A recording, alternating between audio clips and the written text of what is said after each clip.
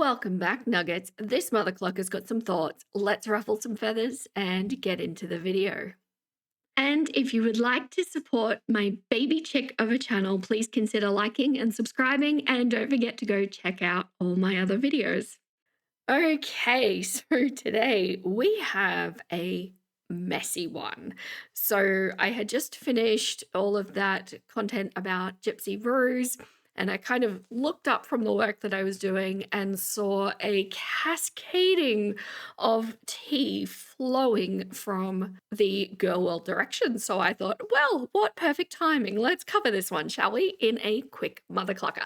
Now, while this is called a quick mother clucker, I listened to nearly 8 hours of live streams that Amberlynn has just done surrounding this topic to kind of sift through and pick out the bits that I want to comment on today. And I will say that the amount of raw footage that I'm going to be commenting on is about 3 times the length of what I usually like to have for a reaction video. So this might be a very long one. I also just want to say that after going through all of that content and editing it up, I actually came to the conclusion that I think this might be staged. I do.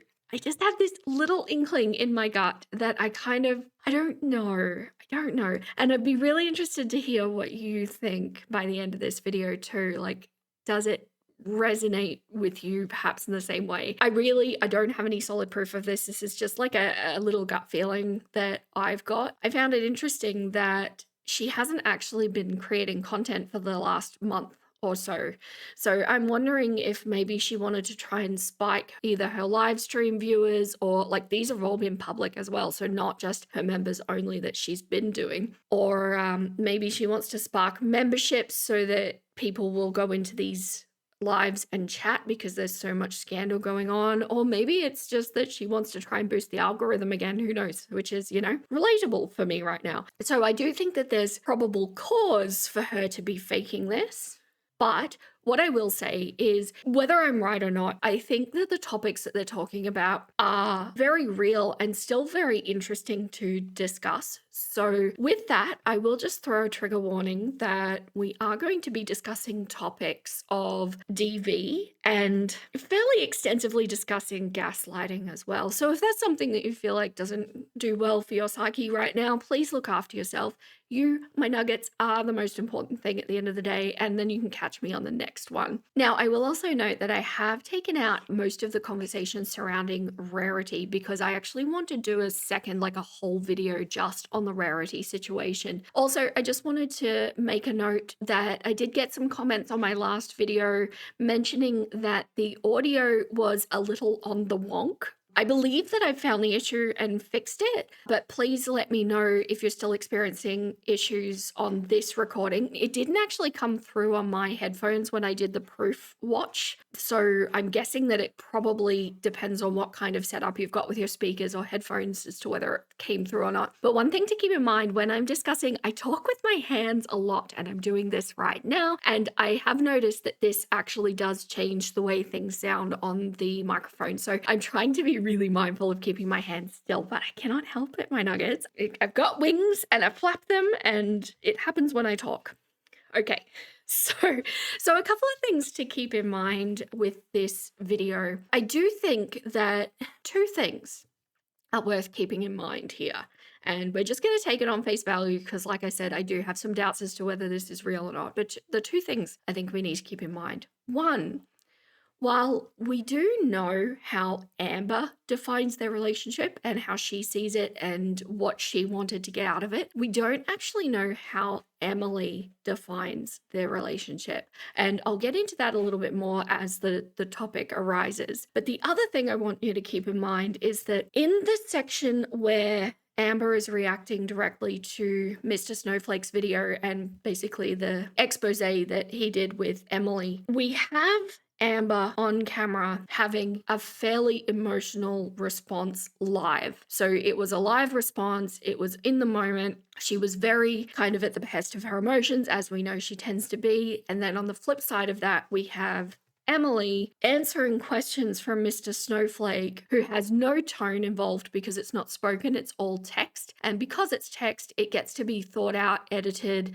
and rephrased before it gets sent. So there is already an imbalance going on here. And so what I'm trying to say is this may sound a little bit more biased against Amberlynn, but only because we don't have the emotional responses from Emily, right? So here's what I think about these two individuals.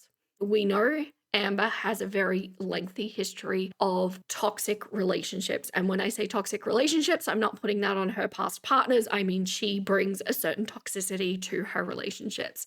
I also think that Emily brings her own set of issues and her own toxicity to this relationship. So at the end of the day, I think what we've got are two very vulnerable and volatile people who have come together and probably bring out the worst in each other. And I think that in this particular scenario, we have two fairly equally matched individuals, and I will be proceeding forward with that forefronted in my mind.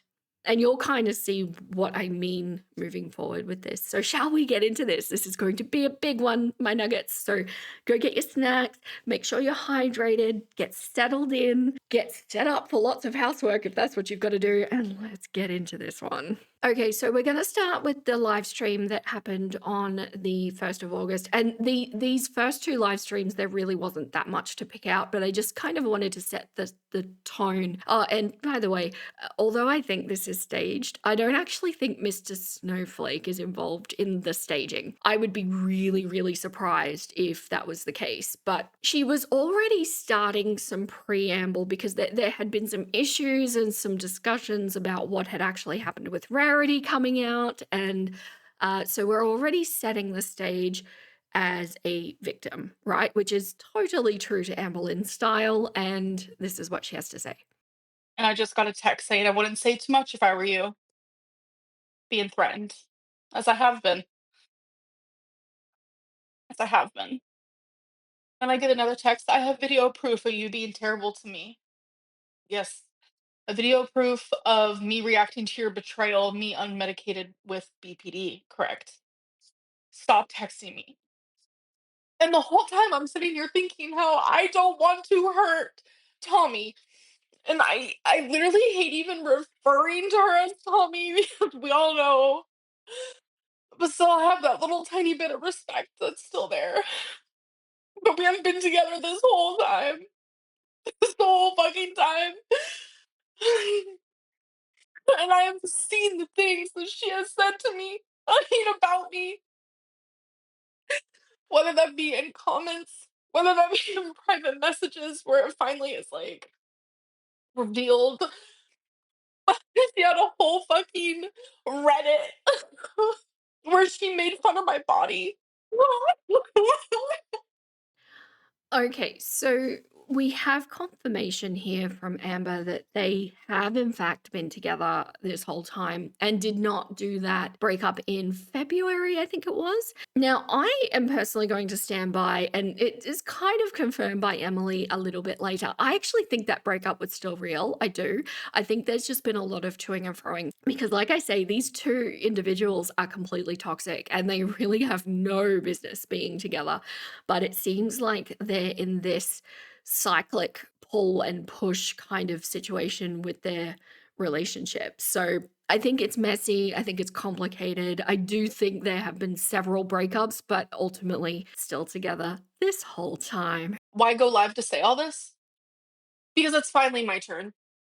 It's finally my turn. So, since we're both sitting on our phones in her truck, I saw her talking to this girl named Andrea. And flashback 2 weeks prior, I saw her talking to Andrea and they were talking badly about me. And I was like, who's Andrea? She tells me it's a girl from work. So my gut feeling tells me that's a lie and I do not believe it whatsoever. I see Andrea again. And I was like, why do you keep like talking badly, being suspicious with this Andrea girl? Oh, just this girl from work. And I was like, well, can you stop talking badly about me? Blah blah blah blah blah. And I then find out that night because I kept telling her something feels off. I find out that night that this is a hater, someone that genuinely hates me more than anything in this world, that Emily became friends with. And they would just sit there and talk bad while I'm literally sleeping next to her in her fucking bed, bro. All right, so we've got some heckin' allegations about Emily. Sorry if I pause every time I say her name. I've been calling her Tomalee because I like to join, the fake name with the real name. But now Amber herself is calling Emily Emily, so we're just gonna do Emily. It is curious, and this is kind of indicator one that makes me question how Emily actually defines and always has defined her relationship with Amber. And her stupid little message pops up. And then I see that they're talking again. Literally again. It's like betrayal after betrayal after betrayal. So then I say, let me see your phone. I go into her little what's it called? It's like where you can see what apps you were on that day or whatever. And I noticed that she was on and I noticed that she was on Tumblr. It was like the most random thing in the world because like me and her were like very open. I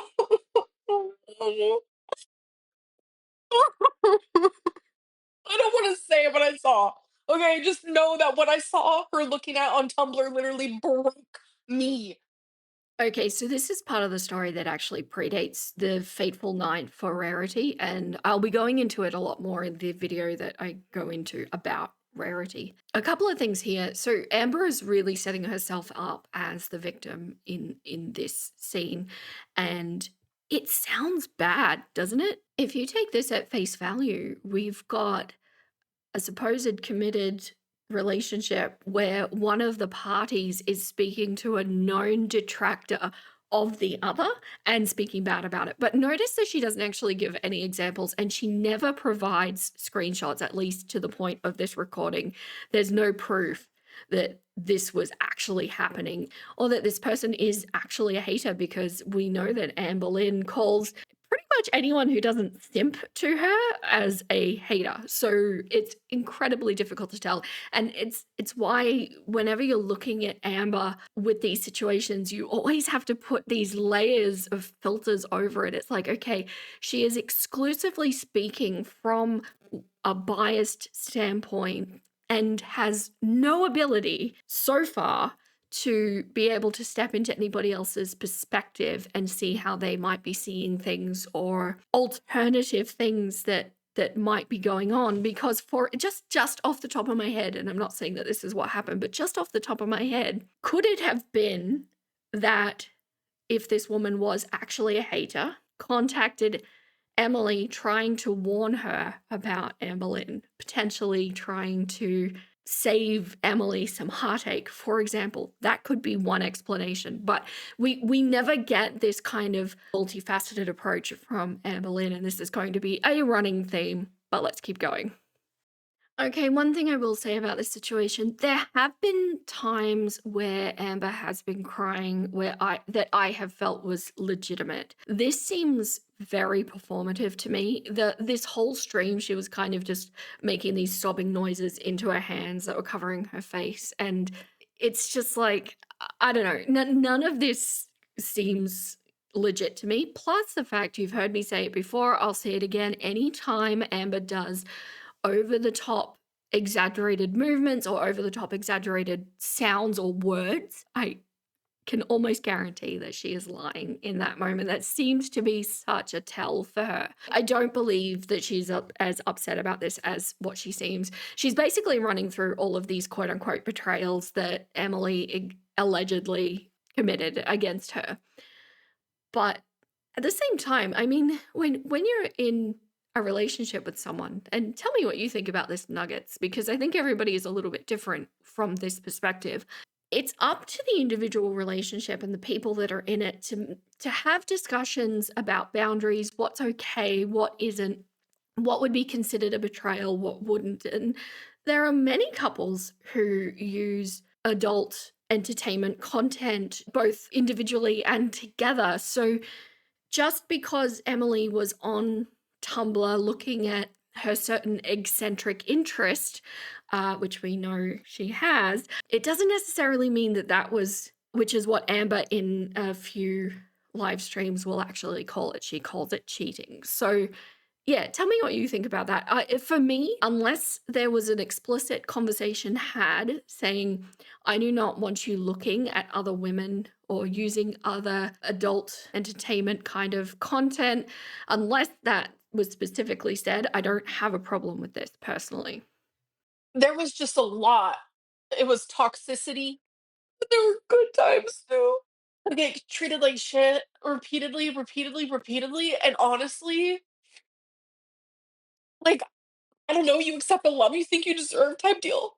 I'm telling you, there were times where she was so horrible, calling me fat ass. The first time she ever called me a fat ass was in Wisconsin, and I'm telling you, my jaw was on the floor. Call me bitch, cunt, fuck, I hate you. Like, it's just the most awful thing.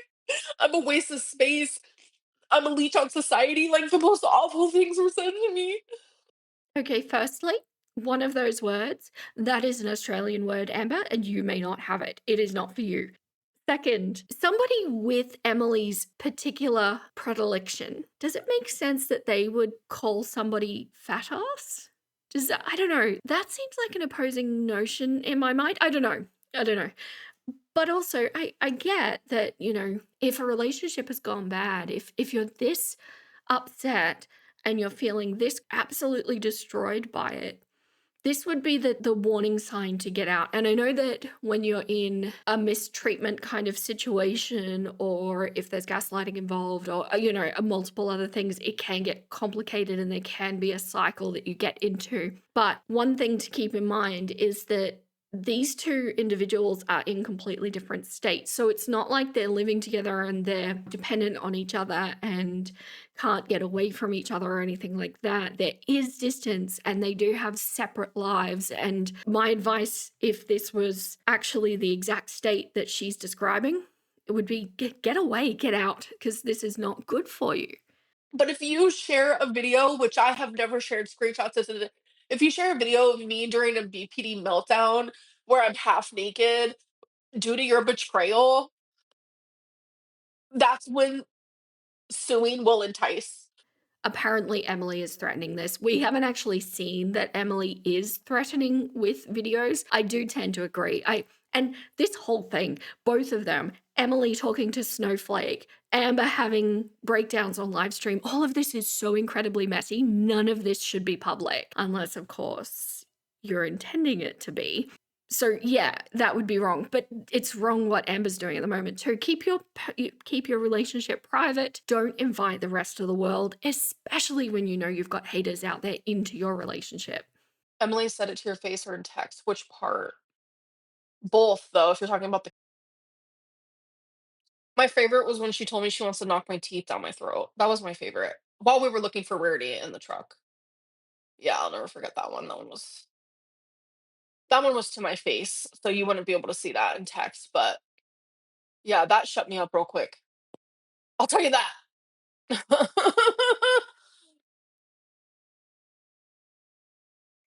It's just so weird the way she's reacting to things. And I know that when people are in stressful situations or traumatizing situations, it's so hard to tell what is going to be a correct reaction and what's not, because people react in all different ways. But this is weird, like that laugh without actually like smiling. It's just the noise laugh.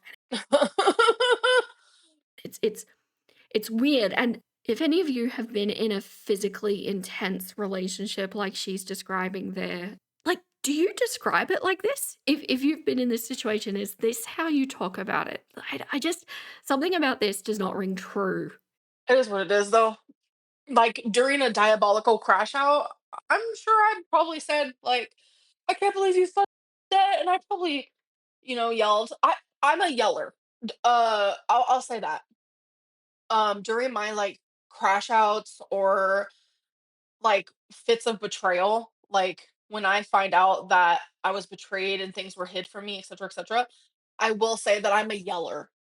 Okay, so we're actually going to get a taste of this, and I will highlight it. I won't need to highlight it when it comes. I believe Amber is being truthful here, and I believe that she is a yeller, and I believe that Amber, when she feels wronged, can be nasty.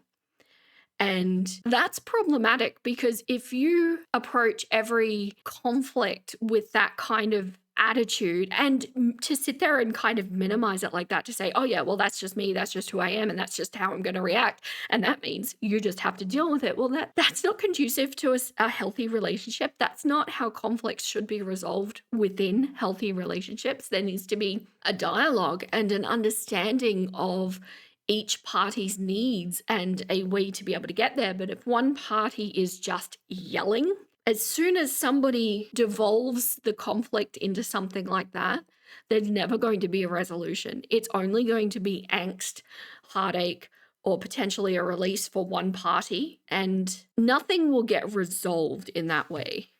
I have a very bad habit, which I hate this part of me, and thankfully, like, I don't feel that heightened urgency anymore, thank God. Um, but I get this feeling where, like, if I'm in an argument and they're trying to, like, leave, I'll, like, how do I explain it? I'm just gonna try to give an example. So, we were in her room when this argument was happening, like, cause it started in the truck, it went into the kitchen, then it went up into the room, and then down to the like, it was like it just alright, but at this point, we were in her bedroom, and she was trying to, like, leave the room while I'm, like, I'm bawling. You guys thought I was bawling at the beginning of this live stream? No, it was a million times worse than that. So, I'm, like, bawling, just, like, saying, "I thought you loved me, how could you do this?" And, like, she just did not care. And she was trying to, like, go into the bathroom to, like, hide, and it's like, I'm the sort of person, I want to, like, talk about it now. Amber, I know that you want to talk about it now, but here's what I'm hearing. And those little quotation of trying to hide, that is so insanely disrespectful. And I'm not giving Emily, a get out of jail free card here. I'm not. But here's what I'm hearing. I'm hearing that one party is yelling and literally following the other party from room to room. It sounds like the other party is attempting to exit the situation, perhaps to be able to calm down, to be able to have a decent conversation about it, rather than it just being this heated explosion of emotions. And to say that somebody trying to handle conflict in the way that they know how is them not caring is completely undermining their own set of needs and requirements for a healthy relationship.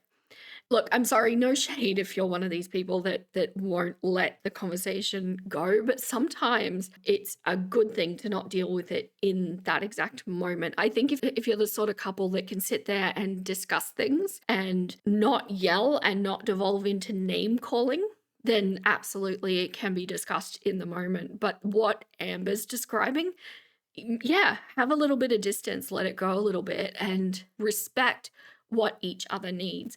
And I could just see that Amber would hear this and then flip it around and go, well, what about what I need? Because I need to discuss it now. No, what Amber needs in that moment is she's seeking that release, that kind of, I want to get all of my emotions out because I enjoy the feeling of having it cleansed afterwards. But that is coming at the expense of the person that you're supposed to love most in this world. That's what that means. So, I was following her also into the bathroom. I have a bad habit of, like, following, saying, "Don't leave the room, we need to talk about this," like, that's a very bad part of me that I will say, and I'm 100% accountable in that. Okay, so if you acknowledge that about yourself, then why would you not start practicing the behavior of changing it in the moment? And it's really difficult, I think, sometimes when you are dealing with a heightened emotional situation.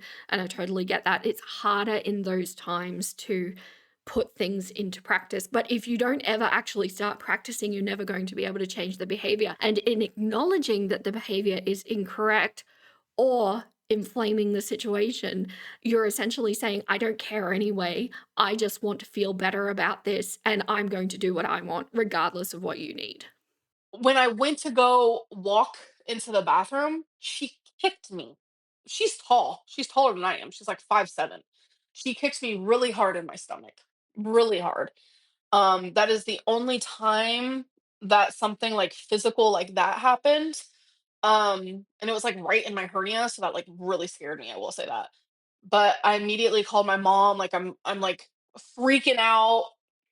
Like my mom knows like everything. I called her all the time and she was begging me to come home, and I would constantly say I am, and then my mom would schedule to come pick me up. It was like this whole thing. But then Tommy would genuinely, like, she would become nicer, and like she was like crying one time that she didn't want me to leave and she wanted me to stay.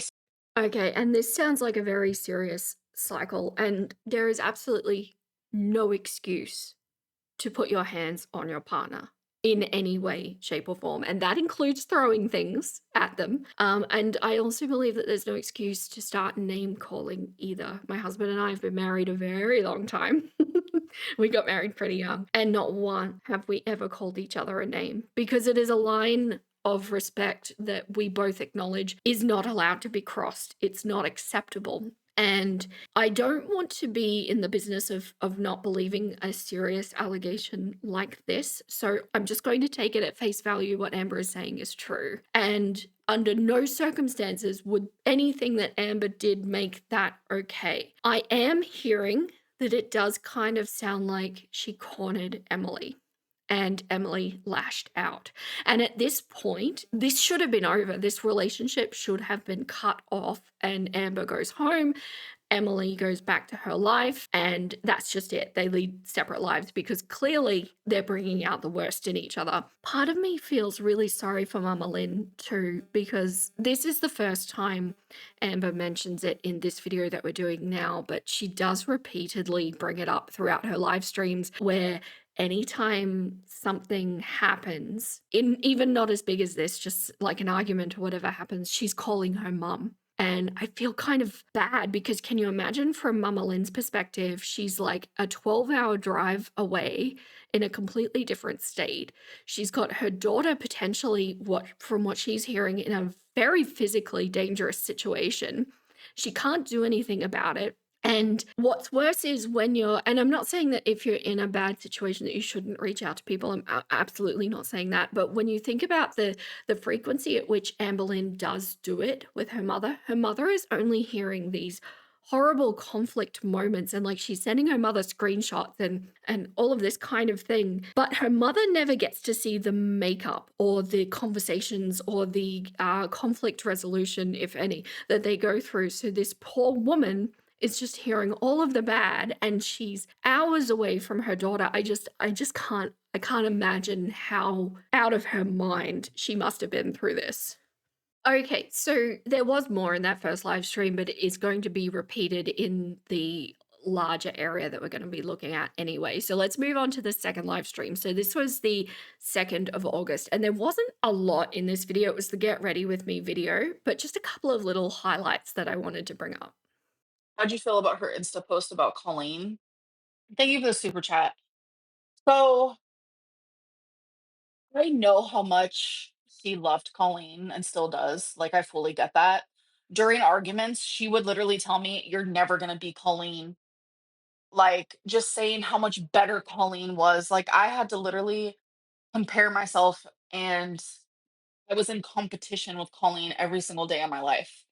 Every single day of my life, every single day that I was with her, in a relationship with her. And it was hard.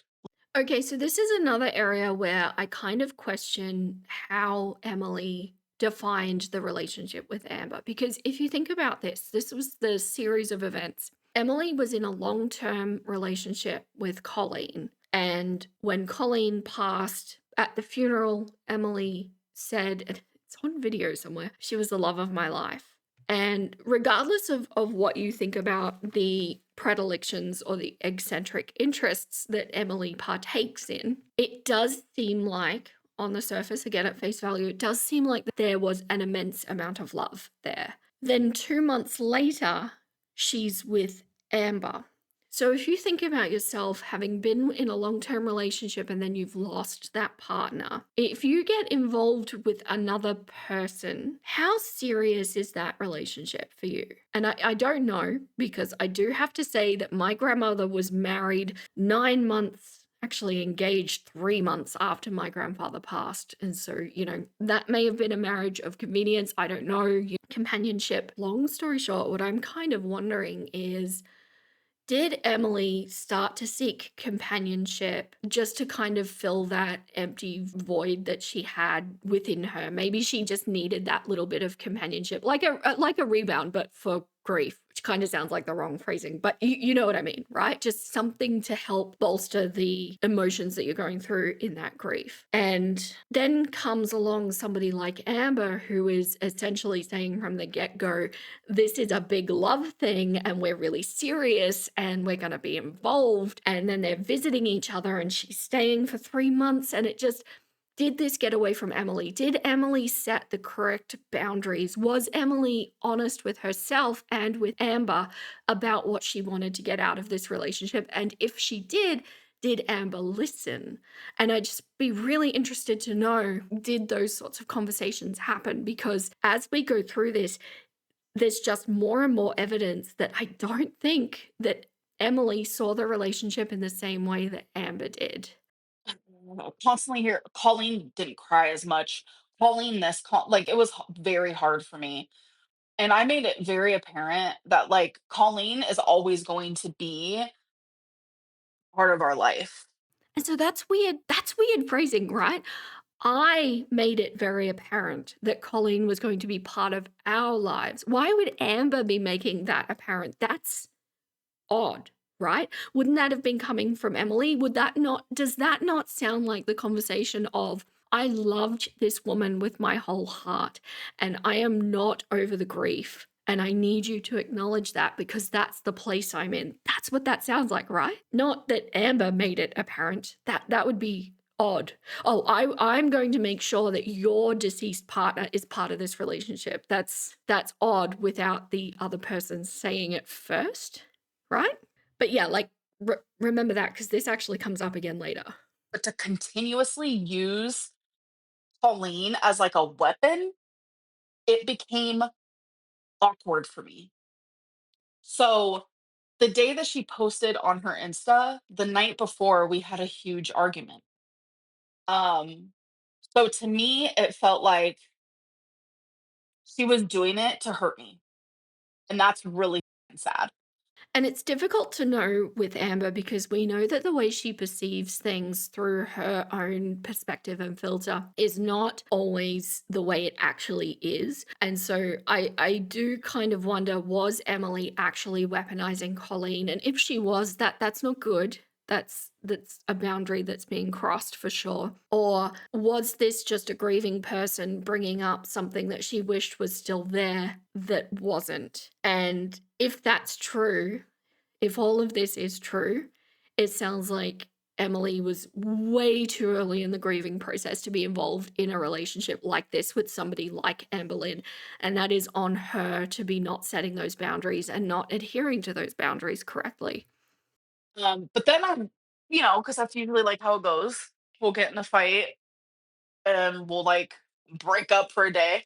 And I thought it was just going to be the same cycle. So I ended up Snapchatting her. I was sending her Snapchats of Romeo, Wasabi. I built a cat tree. So I showed her that. And she's responding, acting normal. Then I send her a picture of my body because, that's just how it goes around here. She did call me dainty, even though I looked fat as fuck, but okay. And that's when I found out that while we're exchanging snaps, she's over there talking to fucking Snowflake. It's so messy. It's just, well, I'm watching this and I'm just like, oh my gosh, these women, these grown ass women are carrying on like 16-year-old girls. And look, I know that that's kind of where I've placed Amber's mentality at in the past anyway, but like, what is Emily doing? And it's kind of gotten in my head because if this is real, if I'm wrong about it being staged, if this is real, what is Emily's motivation? Because we know it's not financial because she's using Mr. Snowflake's platform, right? She could so easily start up her own YouTube channel and get like 100,000 subscribers like Beck did, you know? But something about Emily that's always been evident kind of from the beginning is she does seem to enjoy the attention's not the right word, but it is the one that comes to mind. But like, you know, she'll talk to people that reach out to her. She accepts people onto her Instagram account, and she does seem to enjoy the conversation about it. So I don't know, maybe there's some sort of currency going on there, or but it's just so messy. I honestly can't believe how messy this is. So that for me was the last straw. So that was interesting to me. That is the last straw. Emily talking to Snowflake is the last straw, not being called names, not being kicked, not having the feelings invalidated and being told that you're a waste of space. None of that. The final straw is Snowflake. And I think that says so much about how Amber sees everything. Her list of priorities, where everything actually matters. That's it right there. Okay, so let's get to the main event, shall we? This was all just a little bit of a preamble up to the live stream where she reacted live to Mr. Snowflake's expose with Emily. And like I said, I've taken out everything surrounding Rarity because we'll talk about that later. But I thought what might be interesting with this one, I'll read basically what was on Mr. Snowflake's video. I'll give my reflection on what I think Emily is talking about, what she means, and then we'll hear Amber's response to it, okay? I don't know how the same reaction channel, actually all of the reaction channels, who once thought my ex was all of these horrendous things, like have now like switched the script, and Emily is like a saint and we need to like interview her. You know what? I want to be interviewed. Like, when is it my fucking turn? Amber, you have a fairly sizable YouTube channel. It can be your turn whenever you want. Like, Emily doesn't have a platform. That's why she's being interviewed. By the way, Nuggets, I'm sorry. My boys have just decided that now is the appropriate time to have a crowing party. So if you hear them in the background like that, that's what's going on. And I don't think it's that everybody thinks Emily is a saint. I certainly don't. I think they are equal hot mess. But I think what's going on realistically is that we've all witnessed Amber do some truly heinous things to so many good people from her past that it's kind of like, well, we want to hear from this individual who does seem to give as good as they get. And we're interested to hear what was actually going on because we all had our theories about what was happening at the time. And it's just part of the cycle of girl world, right? But no, none of these reaction channels want to put it in a light of, you know what? Amberlynn has done some fucking shitty things, but maybe for the first fucking time, she might actually be slightly a victim here. But no one wants to see it that way. Oh, no, without a doubt. Yeah, I think they're both victims in this situation. I think they're both perpetrators. I think they're both victims. I think that nobody is good and nobody is bad in this situation. But Amber does make it so difficult to believe her with things. And I've said it before, you know, the amount of things that she has lied about in the past and about the most tiny, most inconsequential, stupid lies that have come out of her mouth. It almost doesn't matter what the exes come forward saying. They are automatically plausible because of that history that she set up. And that relationship that she has with her community is completely on her. And could she turn around and change that? Absolutely. But it would require a reckless abandon of truth and openness and to just discuss anything and everything, even if it makes her look like the worst person in the world. But I don't think that her ego and her narcissism would allow her to do that. And that's the issue. If she was able to make that right in her own head and be able to do that, well, then everything would change here. But it would take time, right? She would need to do that for a sustained amount of time before the majority of people turn around and go, oh, yeah, well, maybe she has turned a new leaf. I don't want to do this. I don't want to do this. I regret not doing this with the whole Beck thing. So she doesn't want to do this, but she also regrets not doing it with Beck. So she does want to do it. Which is it? It can't be both. Those two things don't equate. And I'm scared in the sense of like she has been threatening me. She's doing this whole dance of if you shut up, I'll shut up. My whole thing is for 8 months of the time that we were in a relationship, I know you're watching, hi. You were literally online, publicly humiliating me and hurting me while we were in a relationship. You were doing it anonymously, but also with your name. So hardcore that people were actually truly believing we weren't together. And I had to keep my mouth shut. Why? Because one, I literally loved you. I did not want to hurt you. I did not want to start a war with you. You were my girlfriend. We were in a relationship, a committed, loyal relationship. And then finally, when I said, oh, her going to Snowflake is actually the last straw, which is normally something that I would forgive and forget, and I wouldn't say a fucking word. I finally said, this is my last straw. You're threatening me? I need everyone to make it make sense because I can't. So we've done this dance before, right?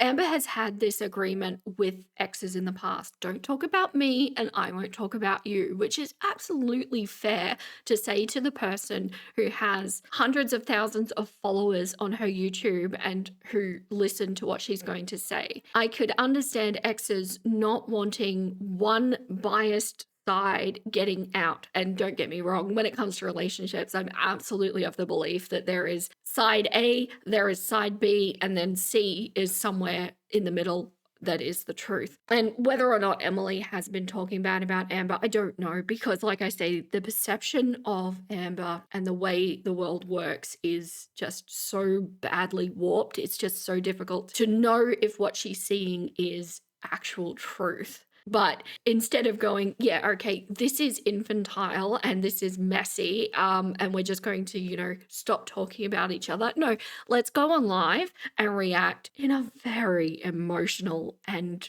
public way. That's the only solution, of course. Nobody is switching up and saying that they love her now. You both are problematic. The difference with you is that you have a history of abusive behavior. So does she.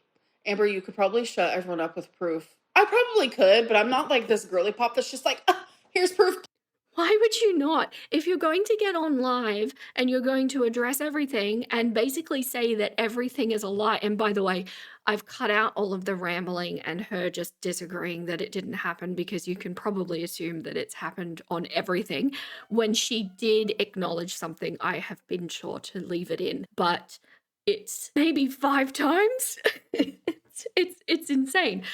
It's so heavily biased to her perspective. But if you're going to do that, if you're going to go to that extent and you're going to make it a she said situation, why would you not bring the proof? If you're going to air your dirty laundry like this, you may as well bring the proof.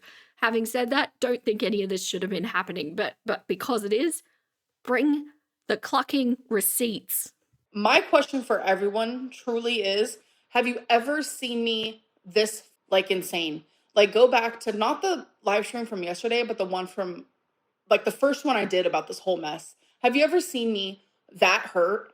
Have you genuinely ever seen me that hurt about another ex? To that point where I'm like literally gasping for air.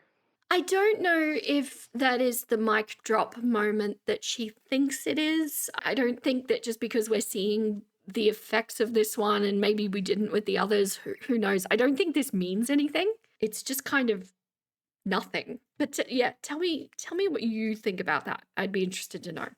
Okay, first thing that popped up was, hi Emily, hope all is well. I'm about to kiss your ass so I can make some money and get some clout. What made you want to come out now and discuss your time with Amber? Okay.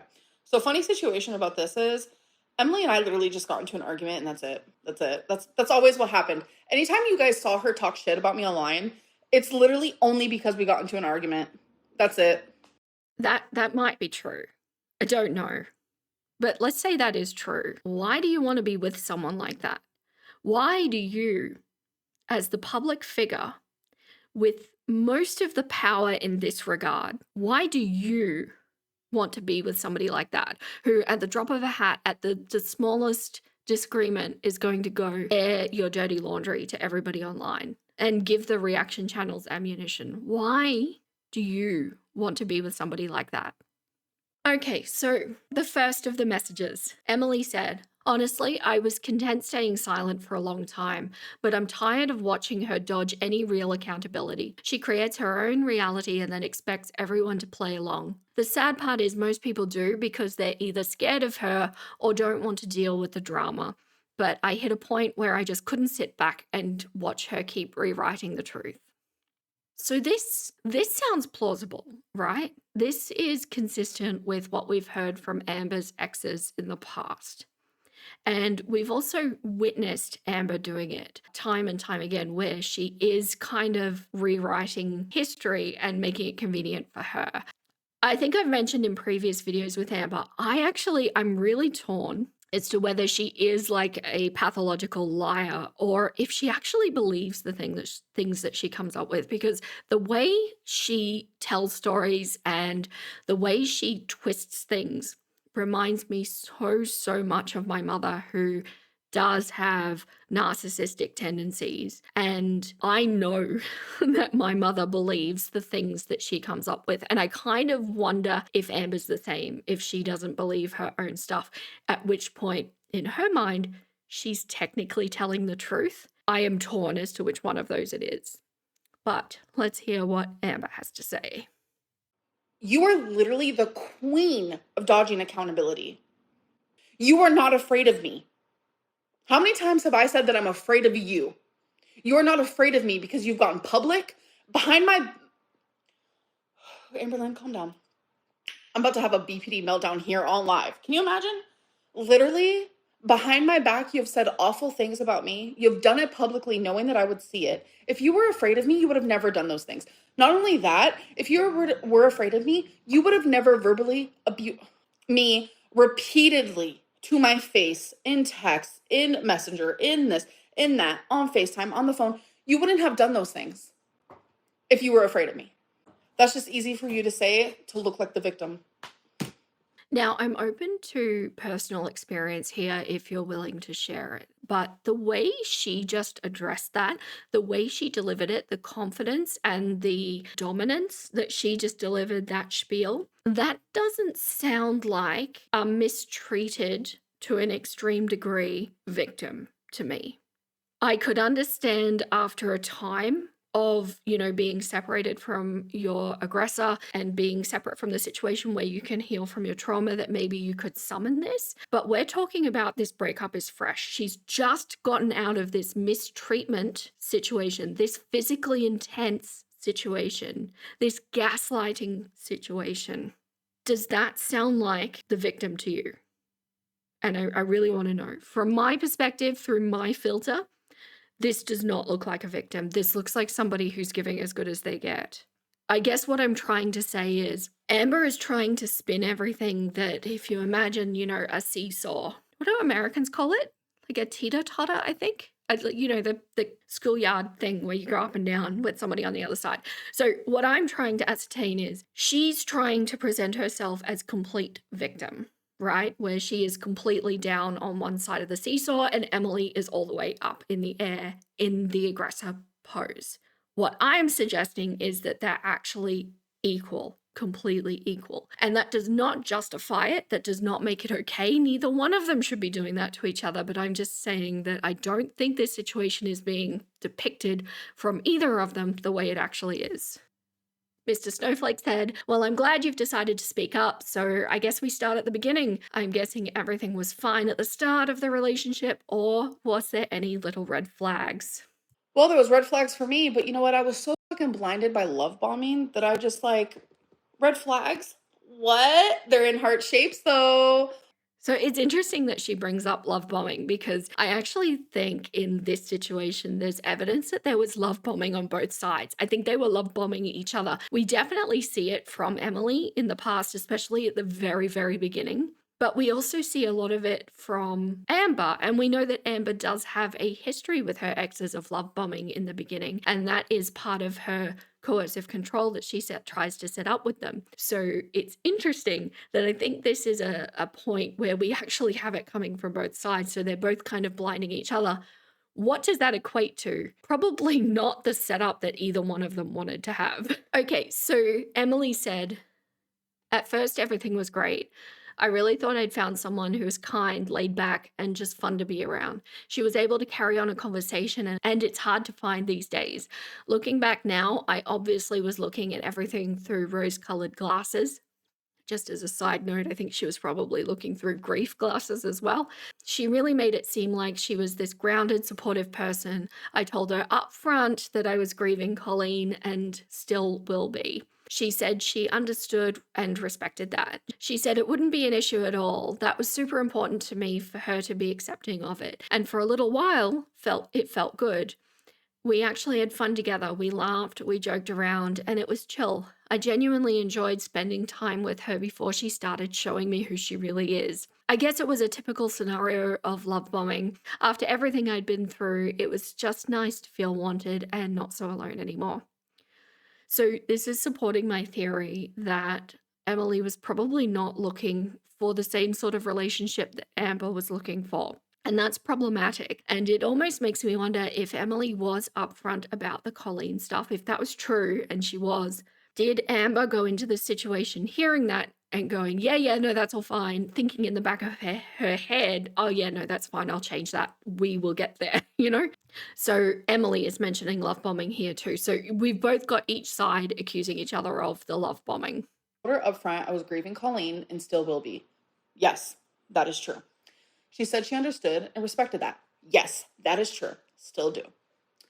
She said it wouldn't be an issue at all. That is true.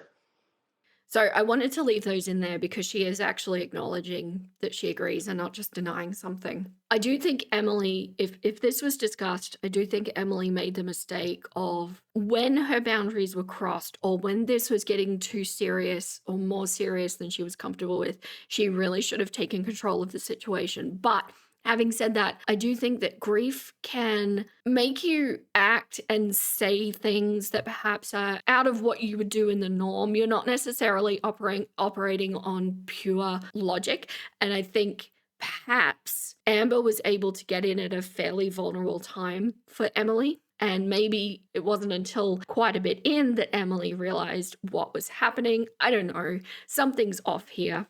The fact that you can sit there and say that the roller coaster of our relationship that we were in was due to my love bombing and not your unwavering love. That is something that you told me, that I had unwavering love, that I was unwavering in general. And no matter what you put me through, I still stayed the same. That is what you said to me.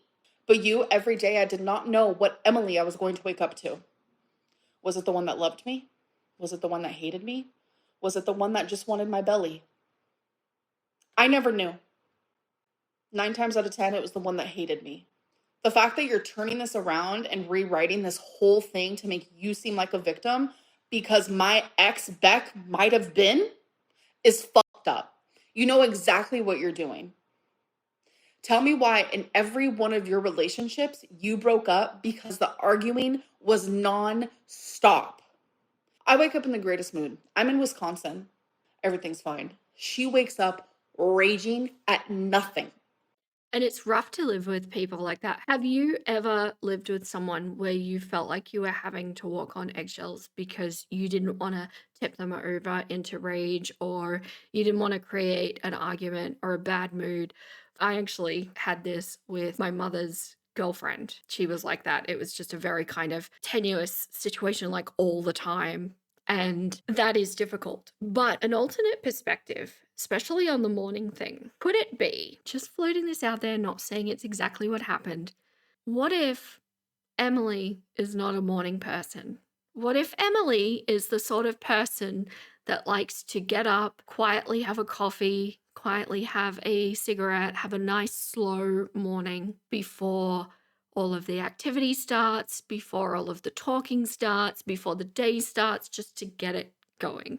Do I sound like I'm speaking from experience? Not the cigarette part. But yeah, I am absolutely the sort of person that I really don't enjoy being spoken to incessantly first thing in the morning. I like to just sit nice and quietly. Not to say that there's no talking at all, but I mean the sort of talking that you could imagine a certain somebody doing first thing. That would really upset me deeply and make me feel off kilter for the morning. I wouldn't walk around raging about it, but I personally could imagine dealing with Amberlynn first thing in the morning. It would be incompatible with me for sure. And especially if it was the situation where maybe we've woken up together. Oh God. Why am I entertaining this thought exercise? Stay with me, nuggets. I'm cringing. Okay. So especially if it's the sort of situation where we've woken up for a couple of mornings in a row and she's like full on first thing, and I've had the conversation with her, I like to be quiet in the morning. Can we just like be nice and slow? And then you roll over as soon as the alarm goes off and you've got Amber in your ear. I could see it personally. If that was a scenario, I could see it. Is Emily handling it correctly in that situation? No, absolutely not. And that's what I had to deal with. Every day waking up wondering, is she about to rage for nothing? I would wake up with anxiety, just waiting for the next thing to drop. I'm scared of you. And you're rewriting history to the very fucking creator who called you a murderer. I did think about that. He actually kind of did, didn't he? He was against Emily very, very early on. He made some serious allegations about her. So my question is, what I would like to know, be very interesting to hear from Emily. Was she raging at nothing? Was she really just snapping, like having this almost psychosis moment of an explosion of rage over nothing? Is that true? Or is that Amber's perception? Was the reason for the rage not being communicated because perhaps it was useless to communicate it? But again, she actually mentions, I think later in the thing, that this happened from like day 2. So again, why are we together? If we do not enjoy each other's company, why are we both in this relationship? Oh, it was just nice to feel wanted and not be so alone anymore. I did want you. I did. And you weren't alone with me. That's one thing about having BPD is I might be up your ass a little too much. Thankfully with Zoloft, I gave you a lot of space. And it felt good because it was space that I also needed. So correct me if I'm wrong here, because this confused me a little bit. She got onto Zoloft after the visit, right? But she was just talking about Emily waking up in a rage while she was in Wisconsin. So those are 2 different conversations.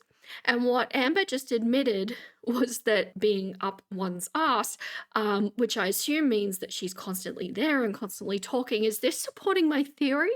Is it the case? Is Emily an introvert? And is Amber an extrovert? Well, I mean, I think we know Amber is an extrovert. But what I mean by this, do we have one party getting energy and fulfillment from being around people while the other person is getting energy and fulfillment through being alone and actually being drained by being around people? I think this may be, from a very one-sided perspective, what Amber is describing here. Okay, so Mr. Snowflake asked, was it still nice when she came to stay with you? How long was she meant to stay for? This is very interesting because if you remember when I was covering this originally, I think through her Vlogmas, I actually suspected at that time that the visit was supposed to be a lot shorter than it was, and I think Amber was coming up with reasons and excuses to stay. That was the vibe I got at the time. I'll answer that question. It was nice in the beginning, maybe for a few days. But I'm telling you, every day was a roller coaster because I had no idea what Emily was going to wake up. It reminded me of my dad, low key. That's how it was when I was a child. How long was she meant to stay for? A few weeks. She didn't want me to leave. I didn't want to leave. But I do want to say one thing. I did not want to move to Wisconsin. I want to make that very fucking clear. I just wanted to stay longer. She just wanted me to stay longer. I did not want to move there. Did not. So what is a few weeks to you? A few weeks to me is probably 3 weeks, because I think if it was going to be 4 or more, you would say a month or a month or so, or just over a month. A few weeks does not necessarily say 2 weeks to me, but we're talking about a short-term duration, right? Which makes me very angry because she brought all of her pets. If she knew that she was only going to be there for a few weeks, not a month, a few weeks, and it takes that long to properly acclimate a cat to a new territory, and especially a new territory with existing pets that they've never met before, which were cats and dogs of Emily. So it is so inappropriate, so incredibly wrong for Amber to have taken those pets on that trip. Let Mama Lynn take care of them. And if Mama Lynn couldn't take care of them and you couldn't afford some sort of person to come in and care for them, then you don't get to go. That's just what you do as a responsible pet owner. I am sorry, that was a rant. That really clucks me off in a big way. But it's always about Amberlynn. It's always about what Amberlynn wants and how she feels and what she needs. And it's never about the people around her. Okay, so Emily said, there were a few little red flags early on, like how Amber would get upset if I didn't FaceTime her for hours every single day, or if I was busy at work and didn't have time to message her. She'd take it personally and get upset. During my first visit to Oklahoma, things actually seemed to go really well, but it was a short trip and we were still in that honeymoon phase. It was during my second visit that things started to feel off. She would get irritated if I checked my phone or responded to messages that weren't about her or focused on her. That visit also happened right after she'd posted who I was and the doxing stuff that followed, so tensions were high. So I kind of brushed it off at the time, thinking it was just stress. But everything really started to change when Amber came to visit me. So I can actually kind of see this. I think it makes sense if your first visit went really, really well. The second one was a little odd, but there was stress, so you might explain that. That makes sense. So let's get her to my space and see how she exists in my world. And yeah, I could see this. This makes sense to me. So first things first, the FaceTime her for hours every single day. That's true. And I think it's because that is the way that she said, okay. So her and Colleen would be on FaceTime for hours and hours a day.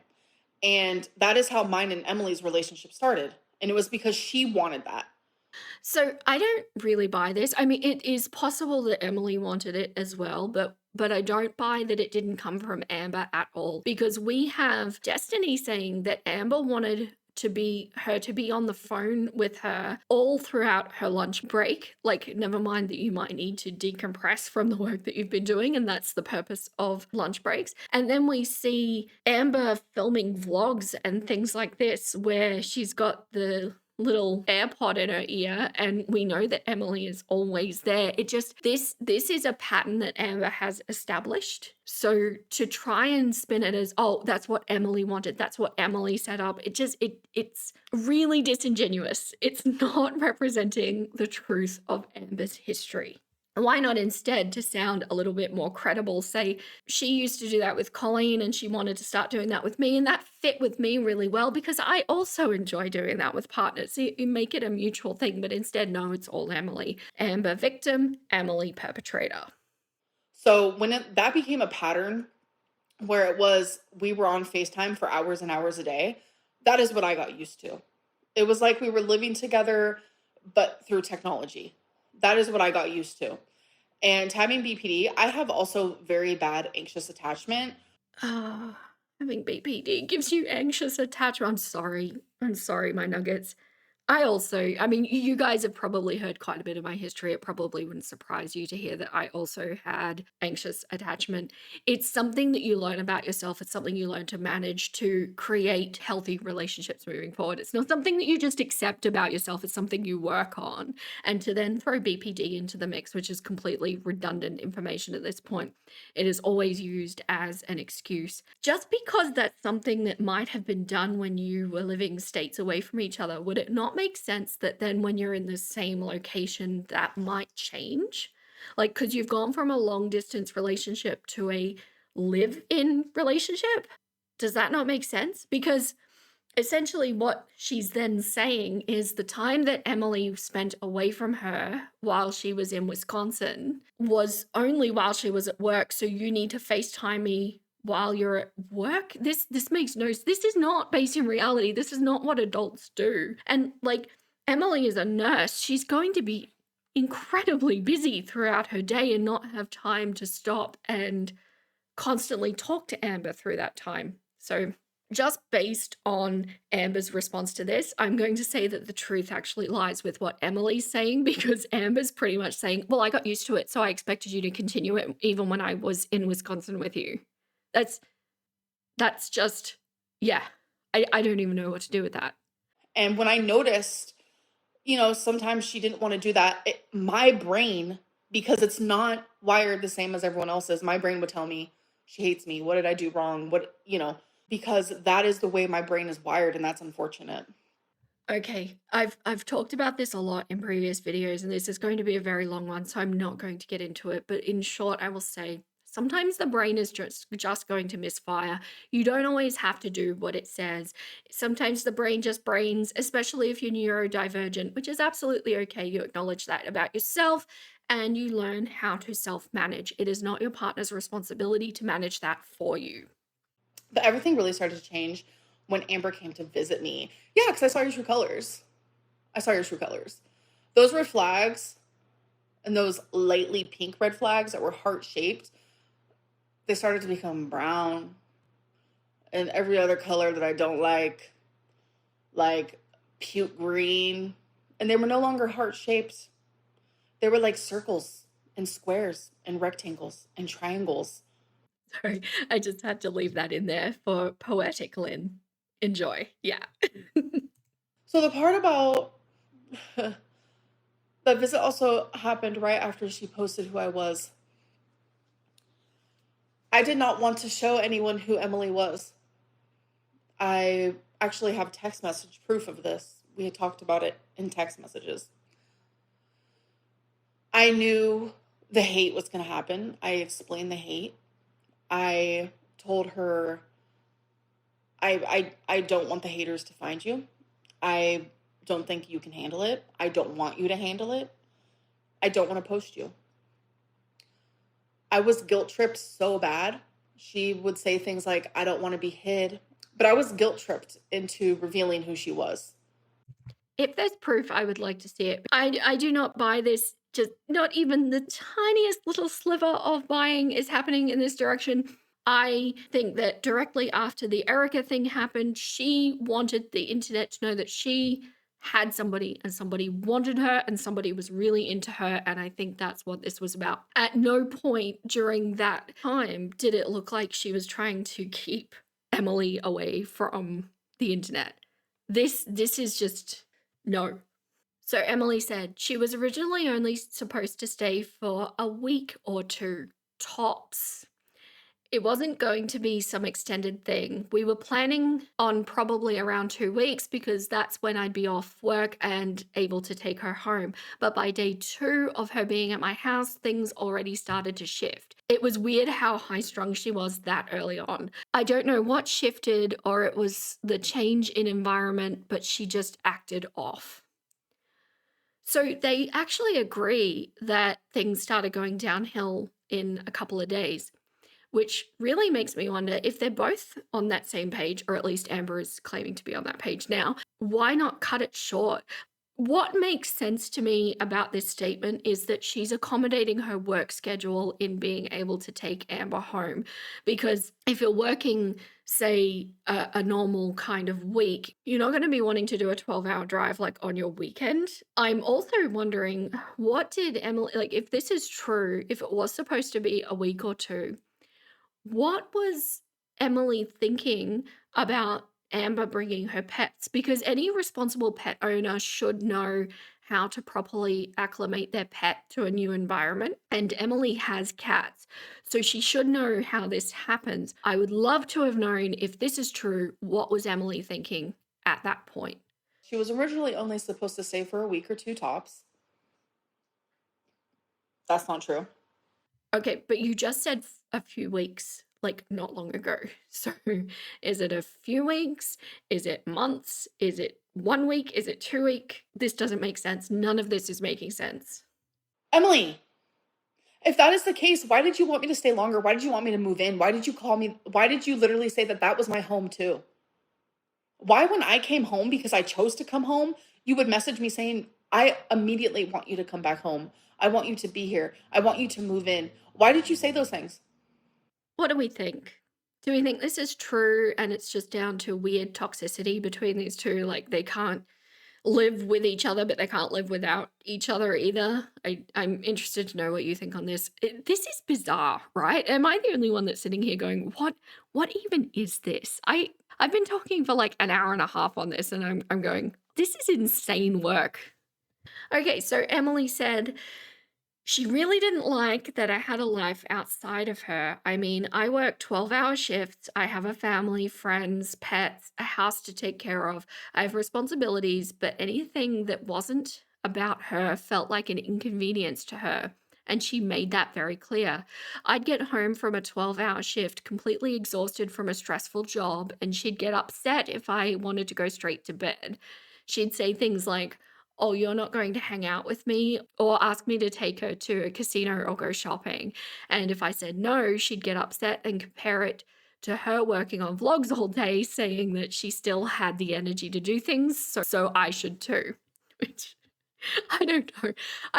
After seeing the way that Amber conducted herself with Destiny and the way she conducted herself with Beck, this seems so plausible to me. And while we don't, of course, have proof that any of this is true or not, it sounds right. And it's kind of like the situation of, and like Emily could be, if this is all accurate and actually happening, Emily could, yes, be conducting this really elaborate scheme to gaslight everyone and say things that exes have said previously to make it sound legit. And she could absolutely be doing all of that to make Amber look bad. But like, why? Why would she? Why would you go to that effort? It's kind of like horses, not zebras, in a way. I don't know. One thing I do know, nurses work incredibly hard, and 12-hour shifts are no joke. And it does probably mean that she's not working like 5 days a week necessarily. It sounds like she might be on shift work, which is all over the place. And absolutely, I think being a psych nurse would be an incredibly stressful job. And in all honesty, I can kind of empathize, because even when I was working in a corporate job, I used to find the days so incredibly draining from like being around people and being under fluorescent lights and just, having to be on for the whole day. I absolutely would get home and just want to like flop and, just game all night and things like that. But then you're dealing with somebody like Amber, who's done nothing all day and has been waiting for you to get home and entertain her or to make her feel good or whatever. Yeah, I could see how that would be an issue. This is plausible. Those are true things, but I didn't care because she only worked like twice a week. So what? So when it comes to friends, she doesn't have friends. She had like a couple coworkers and stuff that she like kind of considered friends. I would always be like, why don't we go hang out with them? I don't understand like why she didn't want to introduce me to her friends. I thought that was so weird. Okay, so two things there to support my Emily theories.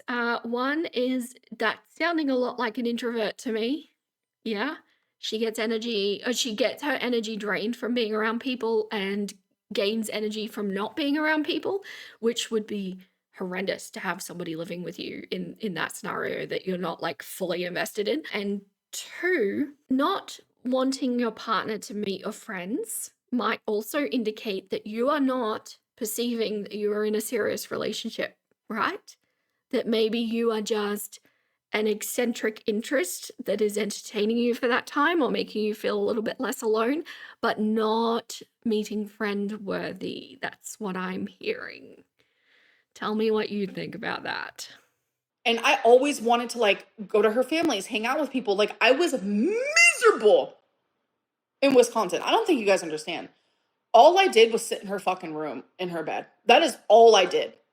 I believe this. I think Amber was miserable, and I think we could see that through those like Vlogmas videos. She seemed very miserable there. All the more reason though to not be there. Question mark? I don't know. Is this not an obvious solution? A stressful job and she'd get upset if I wanted to go straight to bed. That is such a fucking lie. You have never in your life gotten off of work and went straight to bed. What? I feel like I'm genuinely living, like, actually in the Twilight Zone. I don't know if Amber's being literal here. Like, when you say get off work and go straight to bed, I think you're kind of saying, I'm gonna get home, I'll have a shower, I'll have something to eat, and then kind of just flop in bed. That's what that means to me. But I wonder if Amber is thinking from a literal perspective of going, get in the door, go straight to bed. I think that's what that's about. So Emily said, Amber expected me to be constantly available. If I didn't text or call during my breaks, or if I wasn't giving her attention constantly, she'd get upset or start a fight. I told her in the beginning that I needed to be able to have alone time because that's how I decompress from stress. Introvert. Totally an introvert. We've had arguments about that before she visited too, because she didn't like that. She would always accuse me of not loving her and say how terrible of a girlfriend I was. She wanted me to call out of work anytime she was having a crisis or just felt like she wanted me to stay home. She was always in a bad mood because of this. If I did anything that didn't involve her directly, she would start an argument. This sounds very consistent with what Destiny and Beck have reported. Very, very consistent. So again, I'm hearing an introvert there, and I totally get it. Like, some people get the energy from being around people and some people don't. One of the things that both my husband and I knew very early on that we were the two of the biggest indicators, I should say. One was we realized that we were the first person that each of us didn't want to go home at the end of the day because we weren't sucking energy from each other. And two, we're able to have alone time together. So, like, he and I are both gamers. We have always had our desks set up really close, if not facing each other. And so we can both decompress in that way where we know that there's not that kind of expectation on any one of us to do anything, if that makes sense. And I think when you've got two introverts together, that's really good because you both understand that the alone time can be togetherness in that way. And it's a special thing. I really like it. But in this case, you have an extrovert in the mix who also doesn't want to understand any other perspectives or needs. And so she's just seeing it as, but I've been here all day waiting for you. Why don't you want to spend time with me? You've got me here now. You know, you say you love me, so why don't you want to deal with me? And not at all understanding that different people have different needs external to you and your needs. And see, this is why I say, you know, we've got a very like calm, toneless, thought out comment here from Emily, which is not fair because then Amber's doing it live and not thinking about it and just being all emotion like all the time. So it would be interesting, I think, to see a live reaction from Emily or a live interview or something like that. Let's see what Amber has to say, shall we? I was a little like that. I can take accountability there. That's due to my trauma. I will say that probably did happen. I can admit that one. Okay, so she acknowledges that about herself, but it's still got this like minimizing tone on it saying, yeah, no, that's just me. So you're just gonna have to deal with that. That's my trauma. You deal with my trauma now. This is not how an adult relationship works, Amber. This is not it. She wanted me to call out of work anytime she was having a crisis.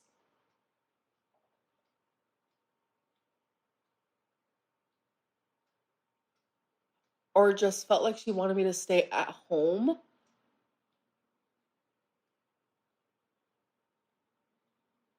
Fucking lie. Fucking lie. Fucking lie. Okay, she says that, but is it not plausible? Can you not see this? Like, okay, hands up in the class who has experience with a narcissist. Think about it.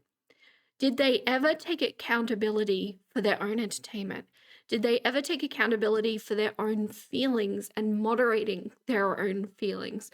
Or did they expect everybody around them, especially the person that they loved the most, because they feel entitled to that, to entertain them and to make them feel good and to fix them and to there's this need, and I could totally see, I'm not saying it happened, but I could totally see somebody like Amber expecting those conversations on the break, expecting the person that they're with, and the only person they're with because they're in a random state that they don't live in, to fix them and to talk to them. And I could totally see her wanting Emily to take days off because Amber's never really had an adult job like that.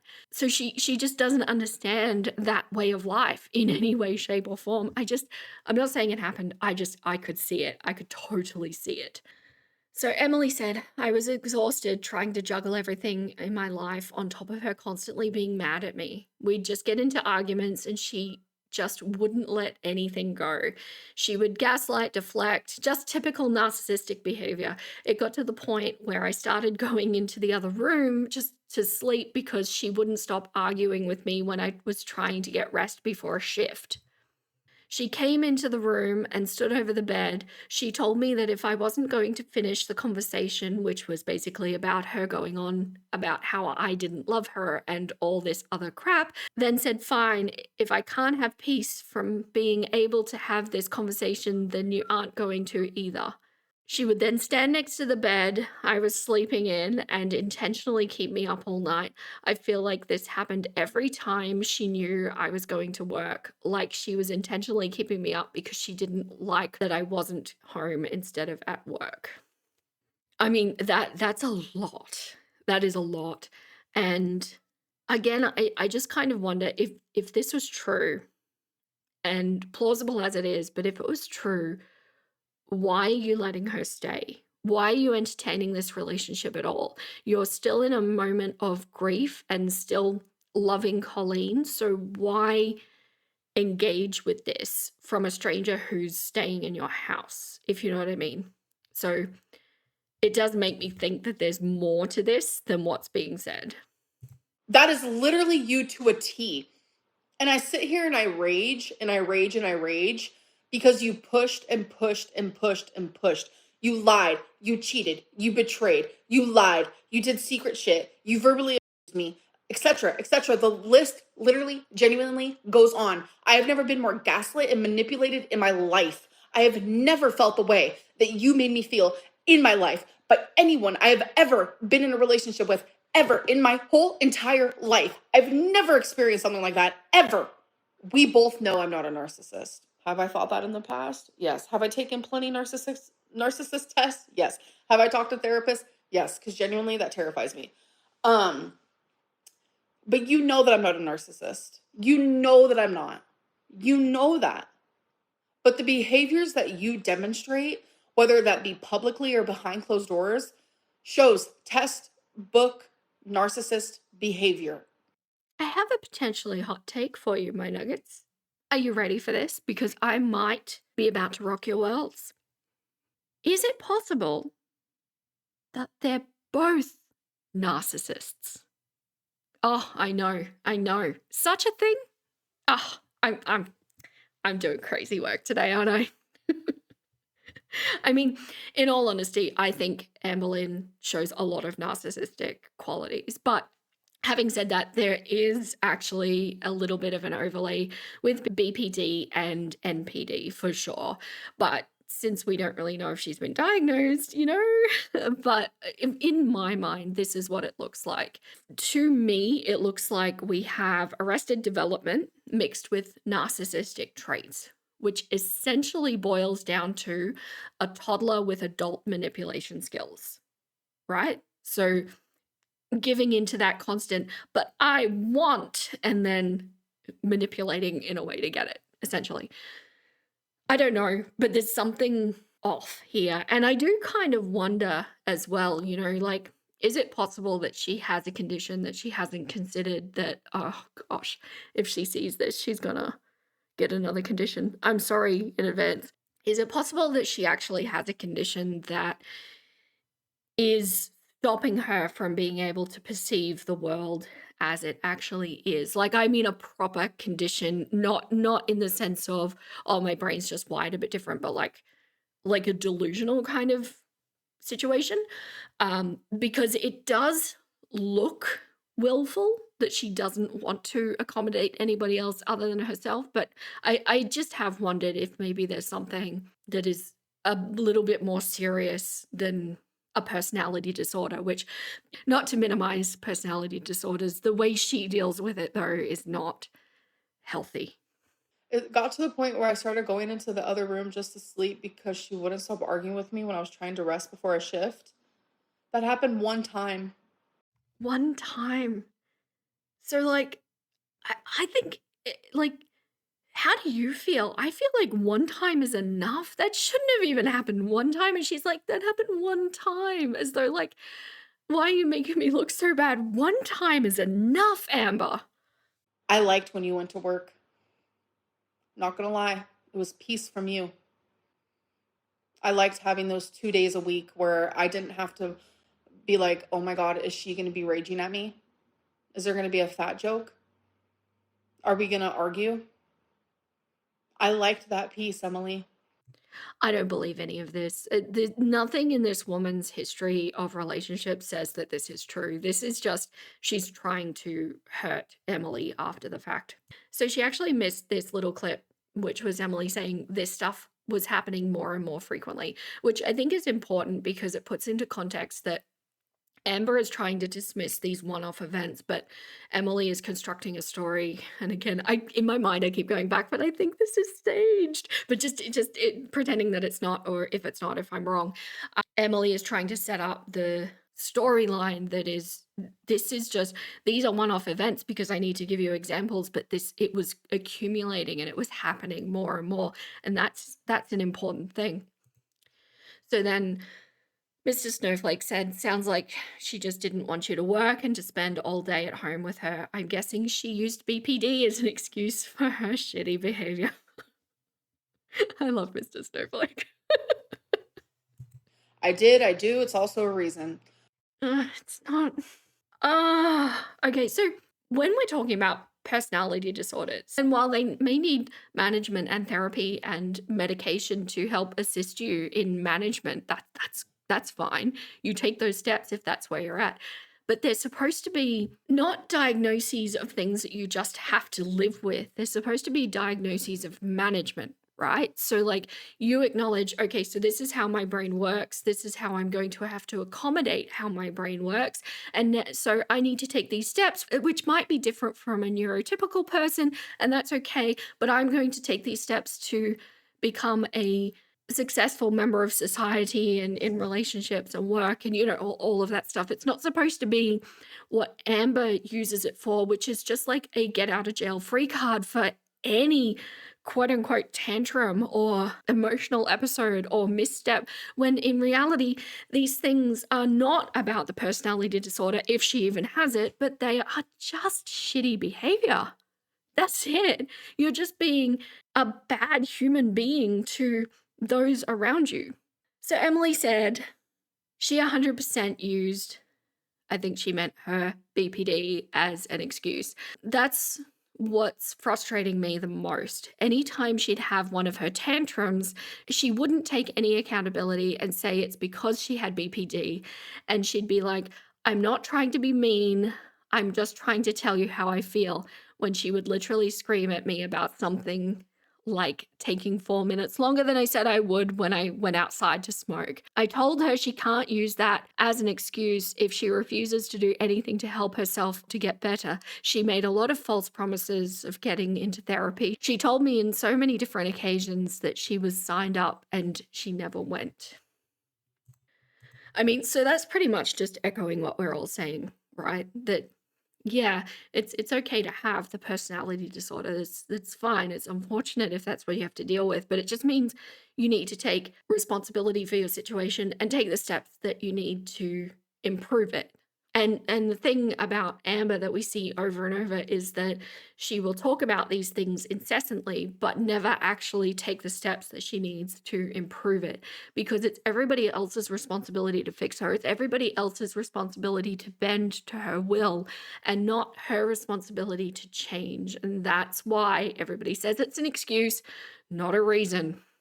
We promised each other that we would both get help, that we would take our medicines, that we would be better not only for each other, but for our fucking selves. For ourselves. So Mr. Snowflake said, yeah, I remember a video where she said she found a therapist in Wisconsin. And I thought, and right, she's been awful to Emily. And this is her way of saying, hey, I'm going to get help. So this video that they're talking about, I actually thought to myself at the time, I may have even said, I don't remember if I covered it, that it's curious that she's looking for a therapist in Wisconsin, right? Because if you're looking for a therapist, you're kind of saying, well, a therapist is a reasonably long-term thing, right? Even if you're just doing like a CBT thing, it's still designed to be done for 6 weeks or so at the minimum. So to be looking for a therapist in Wisconsin says to me that Amber thought she was going to be in Wisconsin for at least that amount of time, because otherwise you would be looking for either one where you actually live or like a telehealth thing, right? Where you can do it on the phone. The fact that she then went home shortly after that and she said, I'm a dumb, I looked for a therapist in Wisconsin, that said to me that she went home much sooner than she thought she would be. Of course, Snowflake, because you create like narratives in your head. In any way that Amberlynn could be wrong or bad, you create that. The fact that I found a therapist, it led you to a pipeline of thinking I was awful to Emily and that's why I got a therapist, is insane behavior. I don't think that's a leap at all. I really don't. So Mr. Snowflake said, what would she do all day when you're at work? I'm going to take a guess and say nothing. Lay in bed all day watching reaction channels? And Emily responded, yep, that was one of her manipulative tactics, and staying longer when it was getting to the point where I was asking her to leave. She thought she would get a therapist here. I'd let her stay so she could do the therapy. She did a whole lot of nothing, to be honest. She'd sit around and watch YouTube videos, including reaction channels, all day. I did her laundry. I cleaned up after her. I took care of the pets. She won't ever let Twinkie or the dogs out during the day when she was home. So I'll come home from work. I have to clean Twinkie's pee off my brand new floor that I put in. I was really proud of that floor. I just recently put it in and I did it myself, which is a lot of hard physical work. It literally ruined the floor because the pee would sit there until I got home from work to clean it. If you remember one of her vlogs, she said she talked about her responsibilities of letting the pets out. That lasted about 2 days. This started a lot of the fights too. So I actually remember talking about this in one of my videos where she made the spaghetti for like the dinner. And she said that that was the first time that she had cooked for Emily, except that it was like a couple of months into the stay at that point. And I remember saying that, like, if that's the first time that she had cooked in all of that time, I feel like it's just common decency that if you're staying at somebody's house, she wasn't working because she wasn't doing vlogs until quite a bit into the piece. So, like, would you not, as a courteous guest, if you're staying there, you'd be doing all of the housework, you'd be doing cooking, you'd be taking care of the pets, just anything that you can do to kind of make yourself useful in that household. And thinking about the one time she cooked kind of made me wonder, well, is she doing this with all the housework as well? Because anybody who has ever had experience letting somebody like this into their house will never make that mistake again. You see the signs, and you see the signs in people like Amber, where you just know you're going to be allowing an adult child into your house, that you're essentially going to have to be looking after them, which is absolutely fine if that's what you've signed up for and that's what you want to do. But it kind of sounds like that wasn't the case here. She did do my laundry because I literally could not do the laundry. She had one of those laundries where you had to bend down and I couldn't like go down to get it. I'm too short and too fat. My stomach was literally in the way. I could not reach down and get my laundry. So yes, she did do my laundry and she did it twice when I was there. She stayed for 3 months and the laundry was only done twice. We saw how many bags she took. That's not a lot. I mean, I can understand the laundry thing, like if you physically can't, but then you do the other things to make up for it so that you're taking the pressure off the other person, doing your bit to run the house that you're staying in for a quarter of a year. Literally, her cat Princess pees on everything. all over my clothes, everything. Genuinely. That was one of the times she did my laundry because it was all over my clothes. And I literally have actually text message proof of that, of her cat peeing all over my clothing. Do you know what causes cats to do that? Inappropriate acclimation to the new living environment with new pets being introduced into the territory that is already established. Yeah? So Mr. Snowflake said, yuck, disgusting. Only time I remember her talking about her responsibilities with the pets was when she did the video explaining how Rarity got out. I'm sure she talked about that stuff before, but I just can't remember. Actually, just a side note, I actually do remember her mentioning it in one other video, but like, yeah, like it was a side note. And he continues, actually, before I ask you about Rarity, how bad did the tantrums get?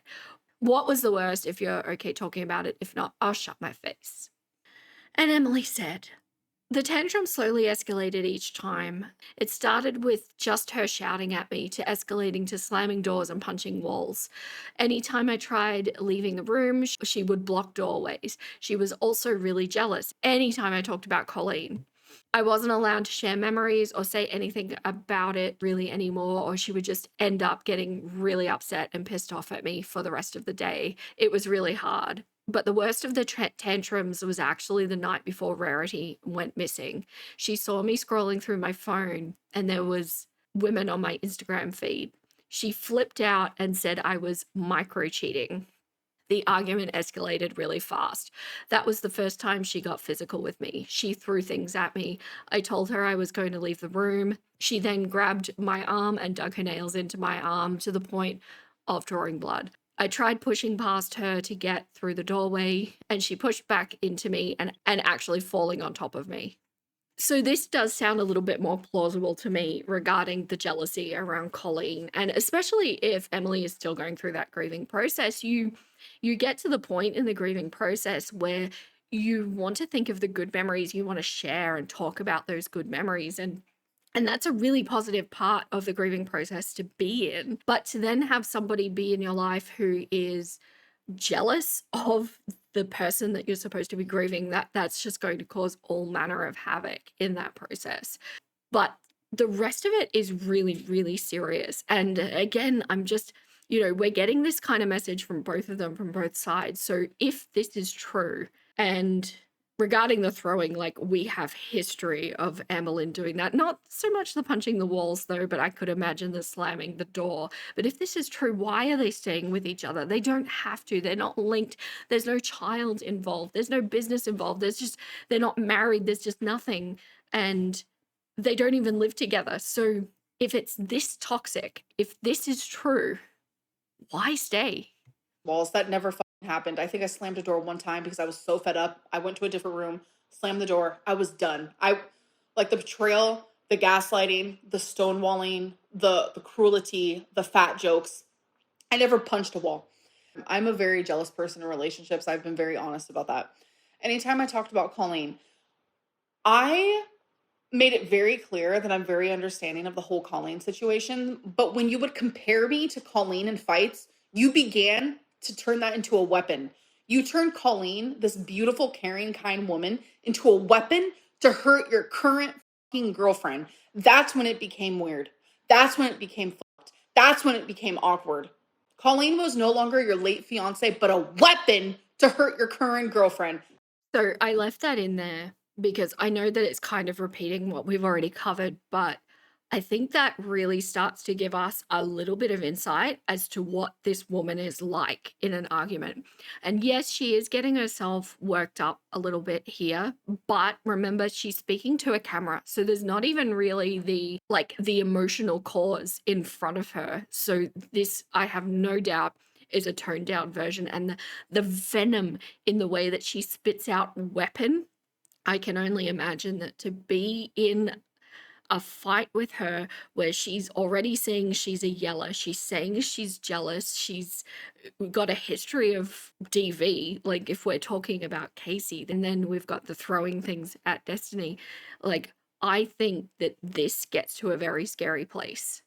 And if I were looking at somebody as a potential long-term partner and I saw that, that would be enough to indicate to me, no, this is a very volatile person and I absolutely will not be trusting them with my feelings. Tell me what you think though. Anyone who maybe has had experience with dealing with explosive or volatile people, how did that make you feel, that tone? Because the first time I heard it, it was like, oh, it was just a chill. Something resonated within me. Very scary stuff. I wasn't allowed to share memories or say anything about it really anymore, or she would end up getting really pissed. I wonder fucking why. Because she became a weapon just to hurt me. And just though to illustrate my point further, tell me, how does that make you feel? Seriously. That was the first time she got physical with me. She threw things at me. What did I throw at you? You know what? Let me go right here. What did I throw at you? Actually, the water bottle that was on my dresser. Oh, I threw a water bottle on your dresser. Okay, let me go back to the text message from last night where you said that I did not throw it at you. Here it is. You know when you picked up the water bottle to throw at me? Oh, that attitude. Oh, did you see it? That little, like, why does she go like into this Valley Girl kind of vibe when she's trying to be smug? But see what I mean? This is just so messy. We could not possibly decipher who is telling the truth here. I assume that both parties are not telling the truth here. All I did was pick it up. I didn't throw it at you. And then here it goes. Where did I respond? Oh, and then you said, so when you picked it up and raised it like you were gonna throw it, what was that? That is what you said right there. So did I throw it or not? Like, okay, so she caught Emily in a lie. Emily's caught Amberlynn in a lie. They're both lying. None of it matters. Regardless of the version of events here, none of this is acceptable conduct in a committed relationship. If you are in a relationship and you're allowing it to escalate to this level, it's a time to really step back and assess, because this is a complete breach of boundaries and respect. And you know the biggest problem as well, because I think we talk about DV a lot in the context of male on female.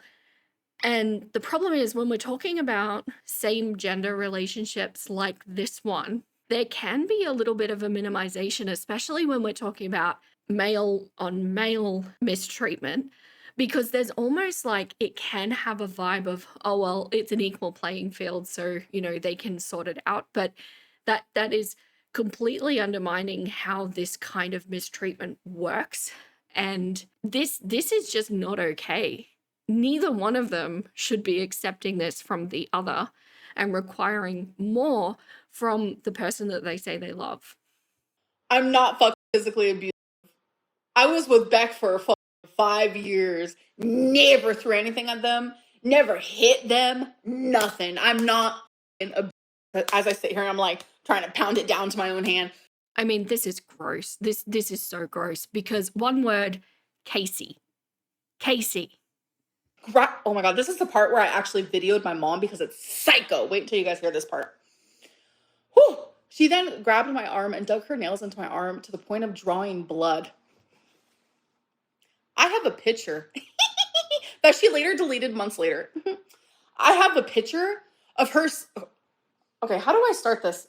I want to dumb this down for dummies. Emily and I were fighting, like, not physically, sorry. We're arguing. You know, the BPD tantrums coming out of me. She's stonewalling. She don't give a fuck. Like, she doesn't care. She did all these bad things. She does not give a fuck at all. And her room, it's cluttered. It has, you know, dirty clothes pile. It has this fucking rug that constantly flips and this and that. There's 2 huge dog beds. One's Twinkies. One's her dogs. Like, it's a mess. I end up tripping over the rug. I'm going to like fall. Instead, my body goes onto her. She falls. I grab her arm because that's my instinct, was to grab her. That was like my first instinct, was to just grab her. So you know what she does? Oh my God. She takes a picture of her arm. I think it was, I don't know, An hour later, while she's in her car, she takes a picture of her arm and she sends it to me. Okay? Keep in mind, she's wearing a short sleeve. The picture of her arm shows nothing. Okay, I'm just going to stop her here because she actually prattles on about this for a lengthy amount of time. And then she finally finds these two pictures. So basically what she's saying is that Emily was faking the nail gouges that were in her arm because she showed this picture first and said that this one was sent to her. But like, we can't see the timestamp or anything like that. And I don't know, you can see a couple of little marks. And then what she's saying is that this second picture was sent a few days after, and the nail marks are more defined now. But again, it just nothing, it doesn't really show anything. But what I did think was interesting was this little bit of text that happened around it. And you can see Amber says, "You straight up kicked me. I'm done, Emily. I'm calling and packing. I'm calling her now." I assume she's talking about her mum. Emily responded, "I didn't clucking kick you, Amberlynn," and then shows the nail marks again. And then Amber says, "I'm on the phone with my mum and she wants me to go back to Oklahoma." Emily responds, "Okay, then go back to Oklahoma." Amber responds, "How can you fake something like that? What the cluck?" And Emily responds, "The fact that you're denying that you," and then we can't see the rest of it. So, I mean, what does this say? It's just, see what I mean? These two people as an entity are so toxic. And the level that this is getting to is horrific. And to be sharing this with the internet is horrific. And I mean, from this perspective, I do hope that all of this is faked because this is getting into a very scary territory. But tell me what you think about these photos. I personally don't really see a lot going on. What I can say is that we do have a history with exes reporting that Amber has used her nails to gouge in the past, and that is absolutely unacceptable behavior from Amber. So it is, unfortunately, because of her past, plausible that this is accurate. Emily said, "At that point, I was livid. I told her to go back to Oklahoma, and then I was absolutely done. It just pissed her off more. And then she grabbed a picture of me and Colleen and held it up and threatened to break it. She knew that this is something that would hurt me more than anything she could do physically to me, like the lowest she could go. She later apologized and then tried begging for me back, saying that it was her BPD. At first, she denied that she did any of those things, which that sucked too. And I'm like, am I just imagining the gouges out of my arm? She apologized profusely when she knew that she couldn't gaslight me into believing it didn't happen. At that point, I went into my 12-hour shift." And Mr. Snowflake responded, "Oh God," and then you went to work. And that is heavy, right? If any of this is true, that's absolutely heinous. And to blame the poor behavior that we have seen her do time and time again on BPD. I will not have that rant again. Do not worry.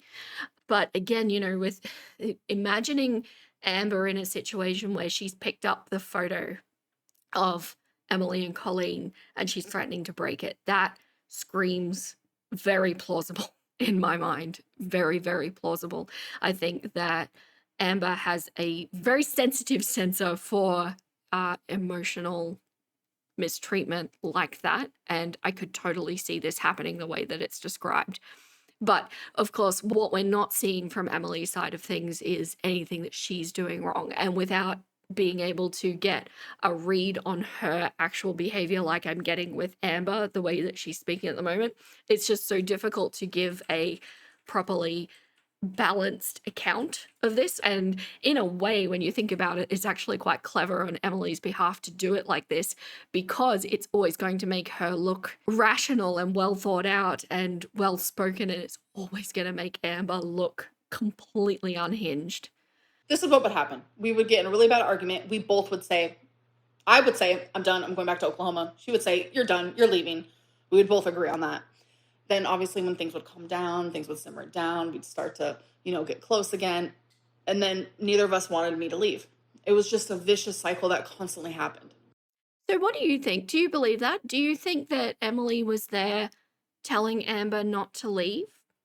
because the signs that I was picking up on just via the vlogs that Amber was doing at the time, we were seeing that obviously she wasn't cooking and all of that kind of thing. We were seeing her insinuate that she was basically waiting for Emily to get back to work to fix her BPD. And like, Emily is a psych nurse, so she's already dealing with that all day at work, and then having to go home and expected to fix Amber's mood.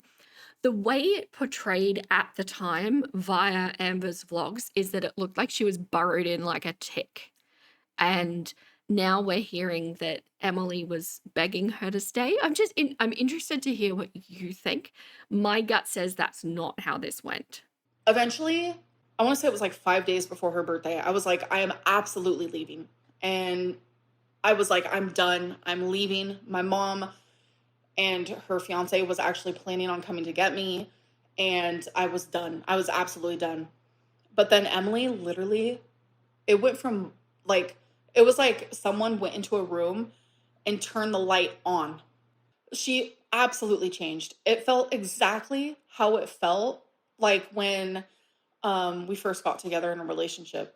So I ended up surprising her while she was at work. I made her this wonderful dinner, spaghetti, Caesar salad, like garlic bread. I ended up getting her her favorite pie and this whole thing. And I wrote her a really sweet card. And right at the end of it, and I kind of made it rhyme too. It was really cute. Right at the end of it, I said, and I've decided to stay. She bawled her eyes out. Bawled her eyes out. And I thought everything was going to be okay. I woke up the next day and it was a shitstorm again. So what makes me sus here is the way that Amber is framing it. If you notice, it's like Emily just switches moods for no reason at all. Oh, she'll rage immediately, and then it's like a light switched and she was back to normal.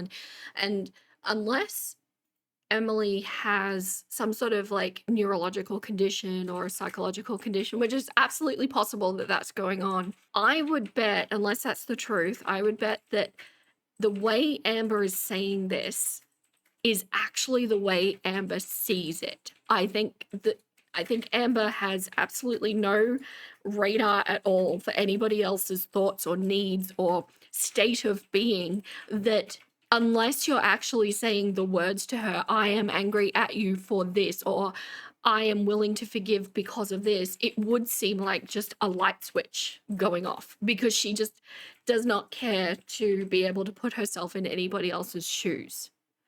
So Mr. Snowflake said, also, not to bombard you, but I'll ask while it's just popping in my head and I'm still awake. Why is Mr. Snowflake always so tired?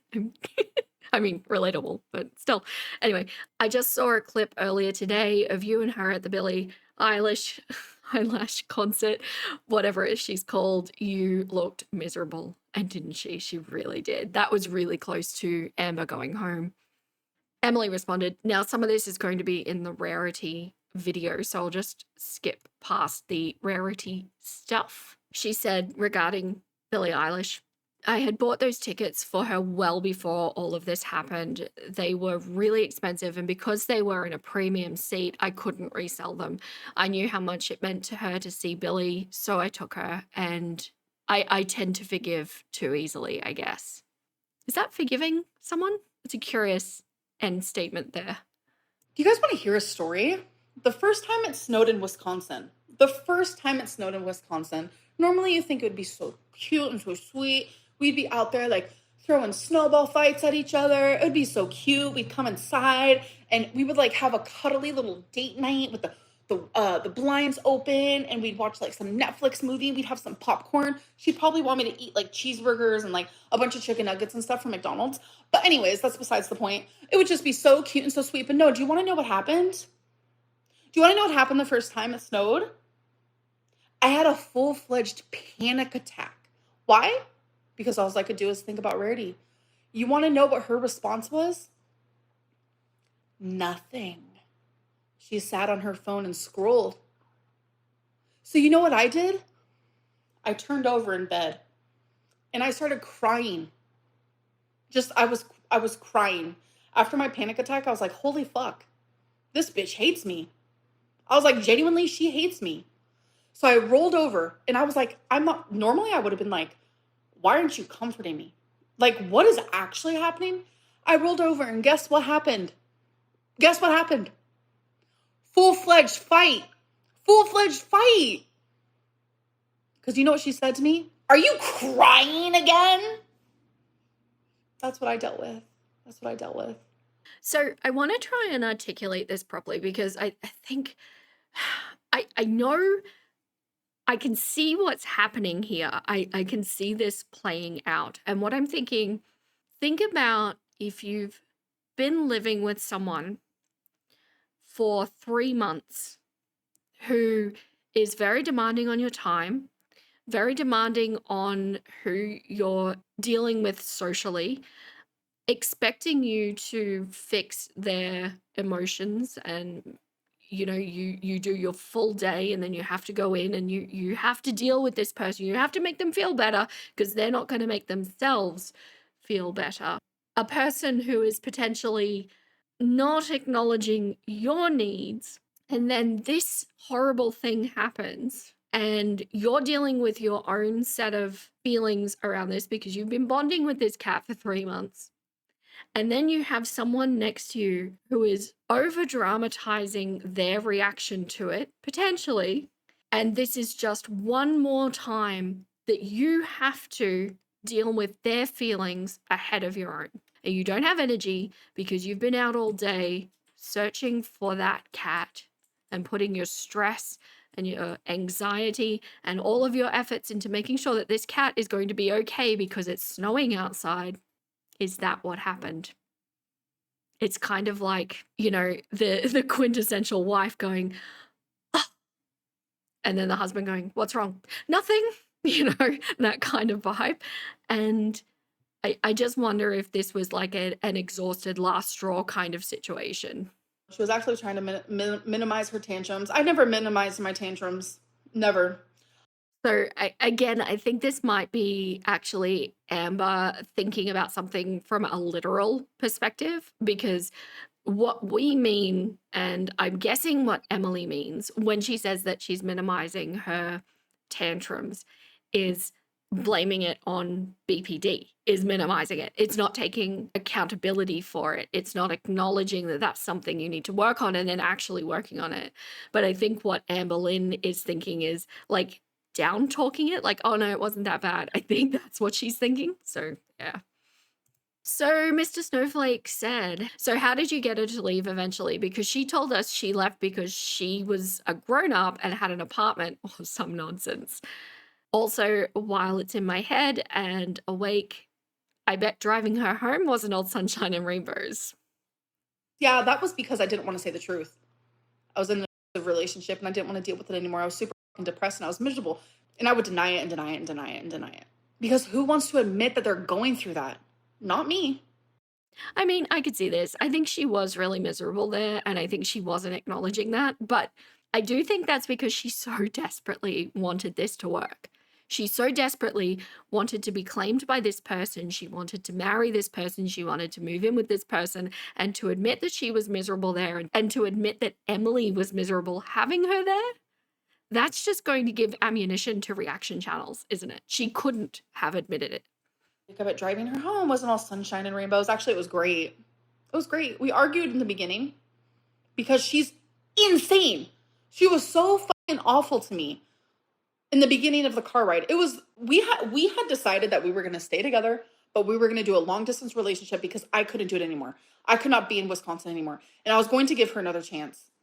It was our last morning together. I thought it was going to be good, but she was so mean to me. But then after the argument, it was really good. Genuinely, the car ride was good. So let's see what she says. So again, we're just getting these, oh, Emily is just mysteriously enraged. Nothing caused it. We don't know what it is. She's not even taking the time to speculate on what it might have been. Like, oh, maybe she was upset because this happened, or maybe I said this or did this, or there's just no attempt at being able to see any other alternatives for motivation. And I don't, if that's not a narcissist, what is, So Emily said, "She couldn't keep up her normal behavior for too long before her true self came out again, and we started arguing all the time. I finally got to the point where I couldn't take it anymore, and told she's going back home. I drove her back home to Oklahoma myself instead of waiting for her mum to come and do it. I don't know why she seems so insistent on making it seem like her decision. I drove 19 hours straight through and flew home the next day. It took that long because of all the stops she had to take. That was the longest drive of my life, figuratively and literally. Within the first hour of the drive, she was screaming at me so much that Twinkie freaked out and jumped under my feet on the driver's side floor. Super dangerous, by the way. I was driving on the highway and I had to pull over because she wouldn't come out. I don't even remember what she was mad at me about. I think it was a comment over getting to choose the music on the radio since I was driving that long and she wanted to choose what to listen to. Okay, so Mr. Snowflake pointed out very accurately that on the mother's drive to Wisconsin, she didn't let her mother pick the music. They were listening to Billie Eilish the whole way. But I seem to remember Beck or Destiny mentioning the same thing, that she always had to pick the music whenever they were like having a get together or something. So this is just something that Amber has a history of doing. Again, highly plausible. We argued. We did argue. We absolutely did, because you were rude to me the whole morning. Awful. Like I said, she would wake up and rage out of nowhere, out of genuinely nowhere. Out of nowhere, just like that. I mean, maybe.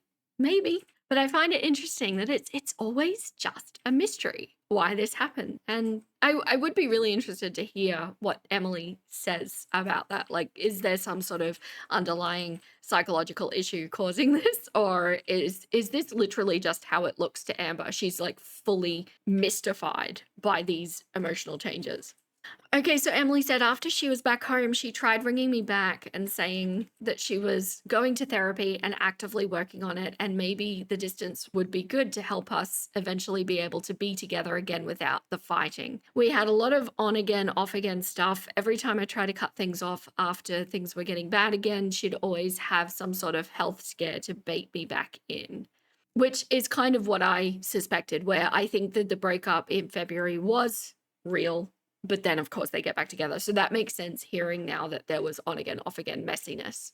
Mr. Snowflake said she's done that on YouTube for years, gets found out and has some big drama and then returns with, oh, hey guys, I have a new health issue. And also poor Twinkie man. Anytime I've seen that dog on camera, they look terrified. And now I know why. I mean, yeah, the thing about Chihuahuas, she does kind of go on a rant about it, but I did cut that out. Chihuahuas are very, very anxious dogs, and they really need a nice, even, like, level living environment. And I have no doubt that this is going to be very, very bad for Twinkie, especially because she's a geriatric dog now.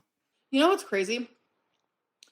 Literally the morning after, she messaged me, I want you home again. It's so sad not having you here. I miss you so much. I want you next to me. All sweet, mushy, gushy bullshit. Emily, there are two sides to you. There's the Emily that I genuinely fell in love with. I don't even know if that's real, actually. I don't know what's real anymore.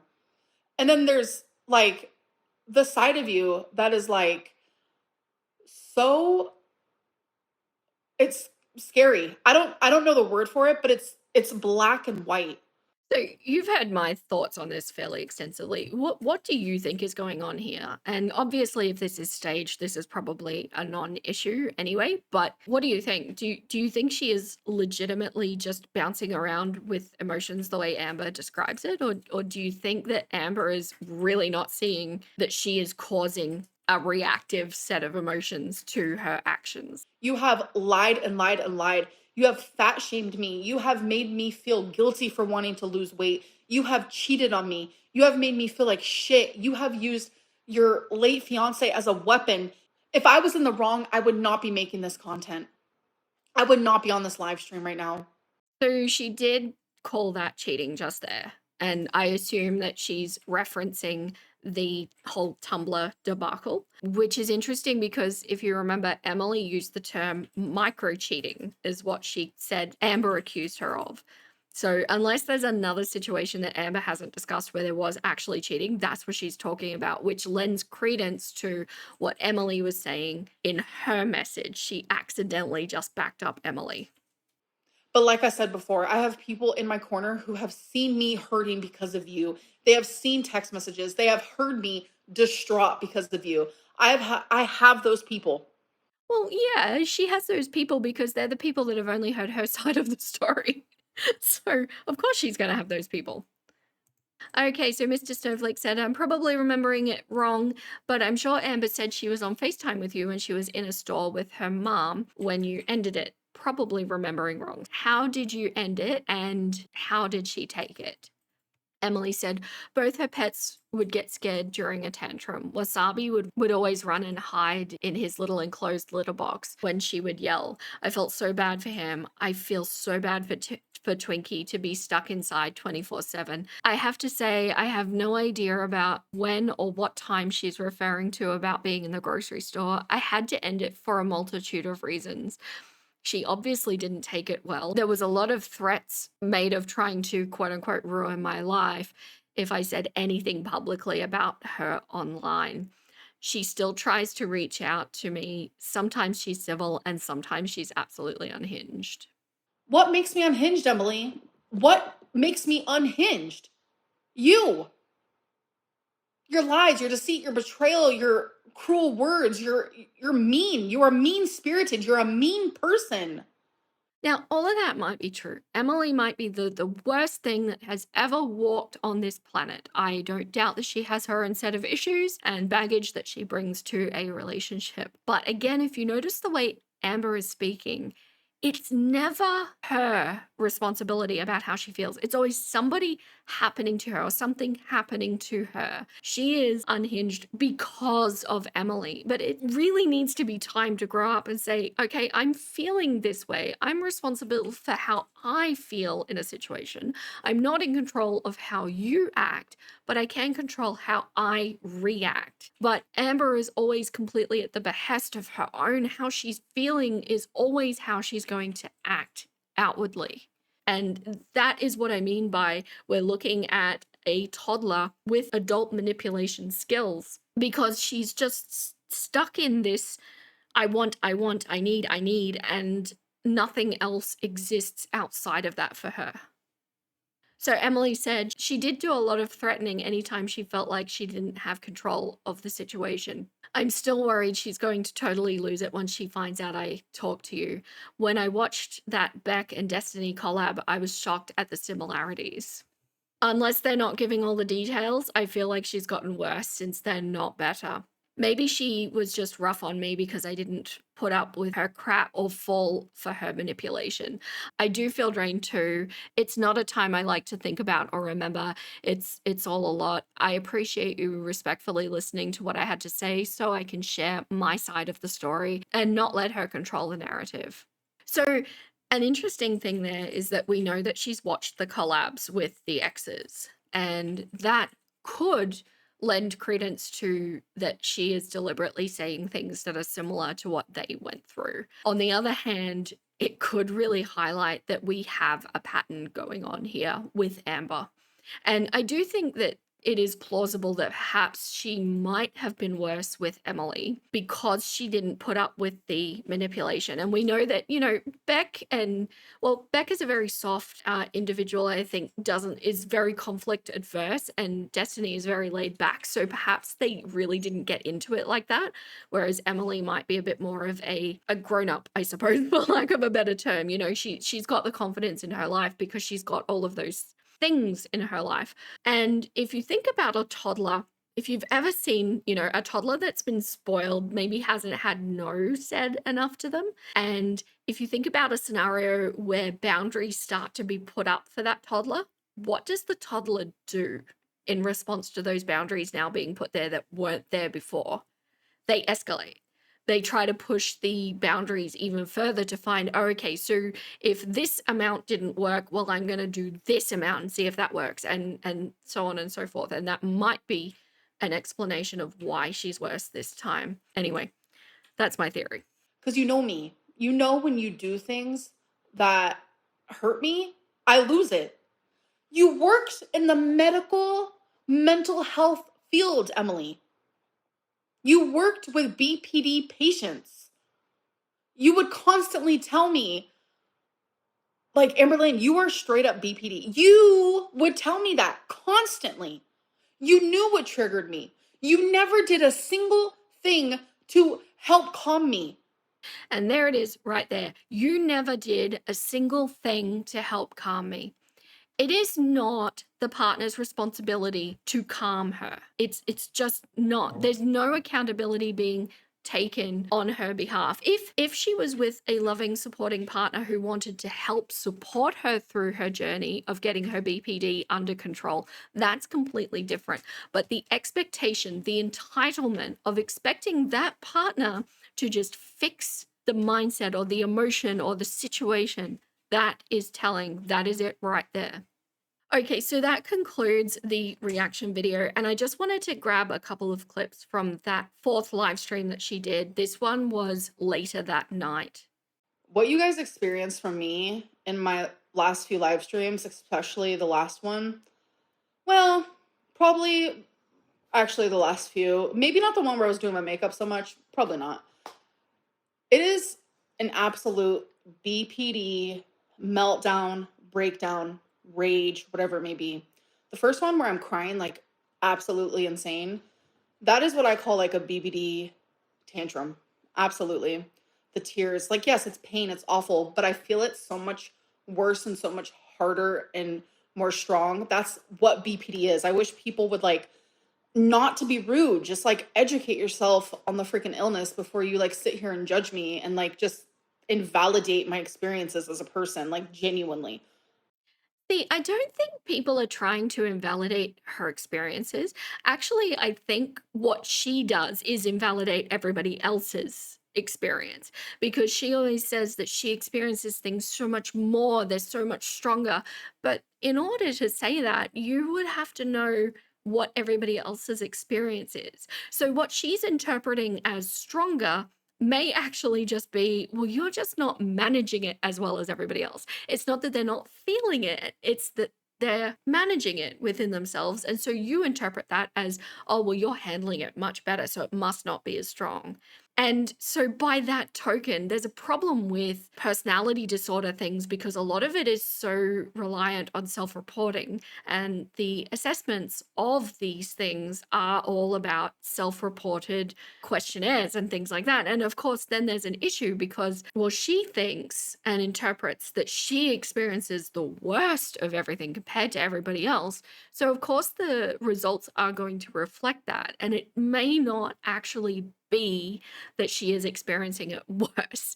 She thinks it's that everybody is not researched, but in actual fact, it's that she lacks the coping mechanisms that we all walk around with. Please. But what you guys got to experience today was absolute BPD rage. And I said things that were crazy that I didn't even remember me saying. And there we go. Just a total cop out. I didn't remember saying it. So, you know, we've completely minimized, we've taken any of the accountability off ourselves, and that's where it falls. I'm not a monster. And I genuinely feel sad that I did all that, because it's like, yes, I feel pain. Yes, I'm fucking hurt. Yes, she betrayed. Like, why did some of the things that I said, like, I didn't need to say that shit. Like, there's a difference between, like, sticking up for myself, saying my story, but, like, I was popping off. I was, like, actually BPD rage, and a lot of people were like, that's narc rage. I'm confused. And see, labeling it BPD rage, I think it does her a disservice, because the rest of the words here are actually quite good. It means that she's been able to reflect on what was done and said and gone, okay, that's not actually what I want to do to represent myself. And that's okay to do. It's okay to make those mistakes. What matters then is, how do you make sure in future either it doesn't happen, or take the steps in order to be able to manage yourself. Like, for example, a good step here for her to say would be, okay, if I'm going to feel that I'm reactive in future, I am not going to go on a live stream, right? So that would be a first step to trying to rectify this behavior. And then from there, we can go, okay, so I'm not live streaming and I have these feelings. So what can I implement now to start developing good, positive, healthy coping mechanisms to help me feel better within myself? Because I don't like this feeling of rage and I need to do something about it to get rid of it. But the problem with Amberlynn historically, and again, I'm always sensitive about where people are in their journey, because who knows?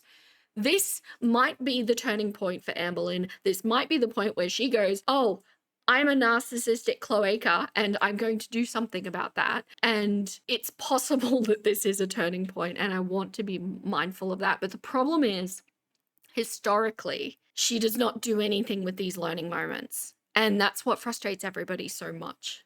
I genuinely don't know the difference. Like genuinely. And like I want to learn that. Like I know a lot of people are like, see a fucking therapist. I have multiple times and none of them say that I have narcissism. So it's like, how do I figure this out? Because so many fucking armchair like psychologists or whatever it may be think that I'm a narcissist, but like narcissists don't feel empathy towards someone, and I feel so much sadness towards Emily because I know Emily and I know her mental health and I know the things that she goes through, and I just feel fucking bad. I just feel bad. I'm allowed to feel that way. And this is why I do have a little bit of an issue with labeling things like this. I think diagnoses can be really helpful for if you need to be medicated in order to help you self-manage, or even just ambiently to help you understand, oh, okay, so this is why my brain wants to do this. But when you're constantly, like Amberlynn is, caught up in these diagnoses and labeling and understanding, it kind of gets you caught in this perpetual planning loop, which we know she does, and never actually making steps to fix it. When in actual fact, outside of things that actually need to be medicated, you can just go, oh, okay, so this is how I react. It does not serve me in life, so I want to change this behavior. It doesn't necessarily matter why the behavior is occurring, just that you need to be able to fix it or curb it or learn some life skills to be able to get the outcome that you prefer. And I do think, I'm pretty sure, of course, I'm not a medical professional and I don't know Amberlynn exactly to a T in this regard, but I do feel like a lot of her behaviors could be managed with just a little bit of CBT kind of coping skill. Right? We don't necessarily need the big diagnoses in this case. If that's not the case and she does need to be medicated, well, that would be on her to stick with a therapist, and we just listened to her talk about a therapist in past tense, so I'm guessing that therapist didn't work out. Okay, so that's pretty much it. That was those 4 live streams, and if you are still with me, I'm guessing that this video is long. And if you're still with me, can you like comment something like never ending nugget and tell me that you're here so that I can appropriately allocate the correct nugget points for you? I'm thoroughly impressed if you're still with me. So let me know what you think about this situation. Do you think it was staged, or do you think this is real and just heckin' messy?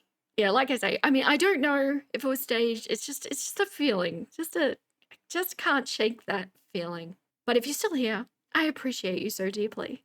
That is all the clucks I have left to give today. Stay golden, my little nuggets, and I'll catch you next time. Hey, hey, hey, hey! I'm gonna go watch another video. Let's go!